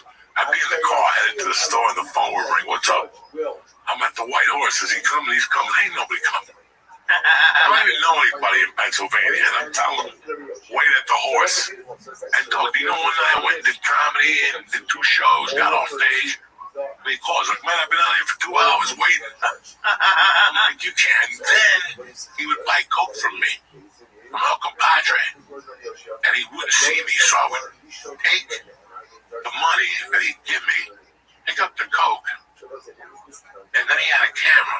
So he'd see me come in, put the Coke down, but I would just put like a phony low, fucking take it back, and he never saw it. So he knew I was there. He knew I opened up the mailbox, but there was no Coke in the mailbox. I did that to him like 2 times. He's like, oh, I don't know if it's my daughter. I don't know if it's my cunt wife. Dog, I had this guy on a different fucking world of torture. I love that you let other people get the blame. Be like, yeah, probably was your wife. Your wife. I stole it. Every time I go to his house, they had a CD on. I'd steal the CDs.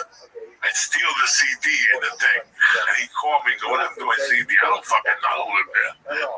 I don't listen. But did you listen to the CD or you just like threw it out the window? I threw it out the window. What do I give a fuck about? Oh my tramp or whatever the fuck he was listening to. Sometimes the best time, I had a guy in Seattle, that a good dear friend of mine, I still talk to him, and he used to tell me all the time, you should get a business card that says professional torturer. You should. Just give your services out. Like, cause no one, the thing about I love, most people like just annoy somebody, but you have like persistence and the creativity that I've never seen anyone torture anybody like you. There is somebody who I don't speak to. I haven't spoken to him in like 5 to 6 years. He doesn't live in Jersey or California, nothing. I know where he lives. And I thought of 1,000 ways on how to get him. Because I don't want to kill him. I want to traumatize him until he kills himself. Jesus. That's like Hannibal Lecter style? No, kind of, but with devices and noises and sounds and fucking, you know. What about smells? Have you ever like left somebody's house? Like I took a shit in the guy's box and put it in his drawer in prison. I forgot about it. He found the piece of shit fucking 3 months later. It went from a 12-inch piece, it was all little, like a hot dog. It was a little flag in it anyway. That's a complete different story. But I thought for about a year, I would go to bed at night, dog, and as I was falling asleep, I go, no. Think about how you would torture this man. And some nights I would get up and write notes. Oh, it would be a slow prep. Between 14 months, he would go in a wit's act or shoot himself.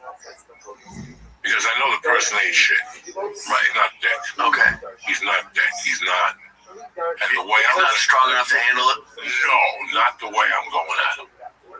You take pictures of him, mail it to him. You know what I'm saying? You take a picture with your hand in a supermarket. About to touch his back. Oh, you're that close. But you don't know who's that close. That fucks you after a month of doing that shit. How often are you sending pictures? Like once a week? Once a week, middle of the night. Flowers, anything that you can send with. Dude, this sounds like this, like the horror movie. This is a horror movie. I would make your life a fucking horror movie. Brothers, they made a movie in 1973 called The Mechanic. And then they remade it again in 2000 with the good-looking guy. Whether it's terrible or it's not, I didn't see the new one, but I could tell I didn't have to see it. Because what that movie from 73 showed you was how to be a murderer, but be methodical about it. So in this movie, Charles Bronson just didn't kill you when he got a hit on you. He got your medical record. He got everybody about you and made it look like a heart attack. That's it. It was always a fucking heart attack. Okay, but there was a lead up to that heart attack. Okay, he would put you through the ringer for you to have that heart attack. You're not gonna get it one time running up a hill. He would say, run, there's a fire. You're not gonna get it. Right. You have to, put him in a mental place that when he does it, that's the move. It's putting him in that mental place. And I think about, okay, it's easy for me. George doesn't understand what I'm talking about. When you do cocaine, you get so fucking paranoid that what's going on and what you see at any given time is two different complete stories. Like I'll tell you a night, and I had 20/20 vision at the time. I was 22 years old. I remember one night, 20 feet away, I thought it was a dog. I thought it was a man with a dog. And basically, it was a fire hydrant. Okay, the man was imaginary. I still remember being in Boulder, the halfway house, and getting a furlough to my wife's house at the time. We were dating. And her dad, he's Catholic. He didn't want me sleeping in the house. So I slept in the trailer, which was great because I brought an 8-ball. I was in that motherfucker alone all night, drinking and snorting. I'll never forget that night I saw, at one point, I hallucinated. I saw 3 guys with machine guns on, with a white jacket, those white hoods that they wear in the winter to shoot. Like 007 style? 007 shit, with machine guns on ropes. I remember seeing it and rasping. Like your heart's gonna, and you wait for the door to get kicked in. You hear noises. I remember a time looking out a window at a hotel, and cars kept stopping, and I'm like, that's the FBI switching cars on me. There was an ATM downstairs, you dumb fuck. The shit that your mind twists, and that's what you're doing without the drugs. You're making their mind twist without the hallucinogenics. So at first, they don't really know what's going on. They misplace a watch. They misplace when we went to. I took it home. Oh yeah, getting it right at the beginning of it. If I was going to torture Lee, I would have never gave Lee back that phone. I would have gone to the bathroom, took the SIM card out, and shoved it down the toilet. That's the beginning of it. Next time he comes here another time, I'll take something else. I'll just keep happening. You remove something around, like just move the forks to the other side of the thing. Like I thought the forks were on the right side. No, when I was a kid, my mother was a sticky-fingered bitch. God rest her soul, my mother was a sticky bitch. And before I ever got blamed for anything in my life, I got blamed for something I was not doing as a child. I didn't even think like that, guys, because I was such a bad Catholic. I was in Catholic school 5 fucking nights a week. So I was such a bad Catholic that, this was it. And every fucking once a week, when I got home from Catholic school, my stepfather would go to you. Were you in this money? No, I didn't know that money was. Why would I be in that money? I make my own money. I fucking work bingo at the church on Sunday nights. And I fucking deliver papers when I'm home on the weekend. I do this. They would always accuse me. Did you take that $20 off the desk? No, I didn't take it. And it became a thing for like a year and a half. And I go, you know what? I go, it's either me or my mother. It ain't fucking me. So if I'm gonna get accused for it, I'm gonna start. So before I started robbing them, I started fucking with them. So those old style Cubans, he put all his money together. He put 5,000 in a rubber band, but he rubber banded a weird way. He put like a hair follicle in there, so if you fucking move the rubber band, you just looked at the money. He was a genius like that, or he put an initial on it with like something green or something. And he would put that under where you have your colognes. He would put that underneath. He would just throw it underneath. And then there was a fucking bedroom upstairs in the attic. And there was a piece in the bedroom. I found the gun with a silencer in there. And like a pile of fucking money. That one was, the money was long. The money wasn't in a nut. Okay? Nut. That's where he hid the money, and the money was long. And then there was a spot downstairs when you pulled in with the car closet. And he had all his jackets in there. Every one of those jackets had money in that jacket. So I said, I'm not going to touch, like 500, this jacket, 400, this. He's not going to know about these. He's got $5 grand upstairs and 10 grand under here. Not in the straight money. So I would take the 5 grand and the 10 grand and switch them. Okay, because you would go see that something was wrong, and then go check to see the other one, and then be like, oh wait. So whatever closet he went to, and he thought he was like a master technician. Let me go downstairs. And he go, fuck, I put the money in the wrong place. Now I had him. Now he knows he's fucking up. I do that. I'm always on top of stuff. I'm always efficient. 2 weeks later, switch the money again on him. I could see him when he get home 2 days later, racing around the house, talking to everything all right? No sé lo que está pasando. Se me olvidó algo. That's the money I hid from you. That's how it started. He had this big Chivas Regal bottle. Like, they don't even make this bottle no more. It was gigantic. It had pennies in the bottom for San Lazaro, and then silver dollars. Dog. To the top. And one day he goes, did you take a silver dollar out of there? I go, no, why? He goes, because I got them counted. What did you do? Did you actually take them all out, count them, and put them? I mean, that's how sick he was. I started stealing his silver dollars. Because if you took 10 silver dollars, you could not. If you took 300 out of there, you could notice. That's how many silver dollars he had in this bottle in front of a St. Lazaro. Must there be one missing that you noticed? No, I would never take anything that was obvious. I would always switch his money. So he had 3 piles of money, attorney money, the numbers money. I don't know what the money in the attic was for. But the money in the attic was straight. I could never mess with it. Unless I took 2 grand out and re-band-aid it and put it next to it, then he's really fucking crazy. Like he's like one of these motherfuckers is fucking with me. So I would switch the money up, and then I just started going big, 500. Because then he started moving spots on me.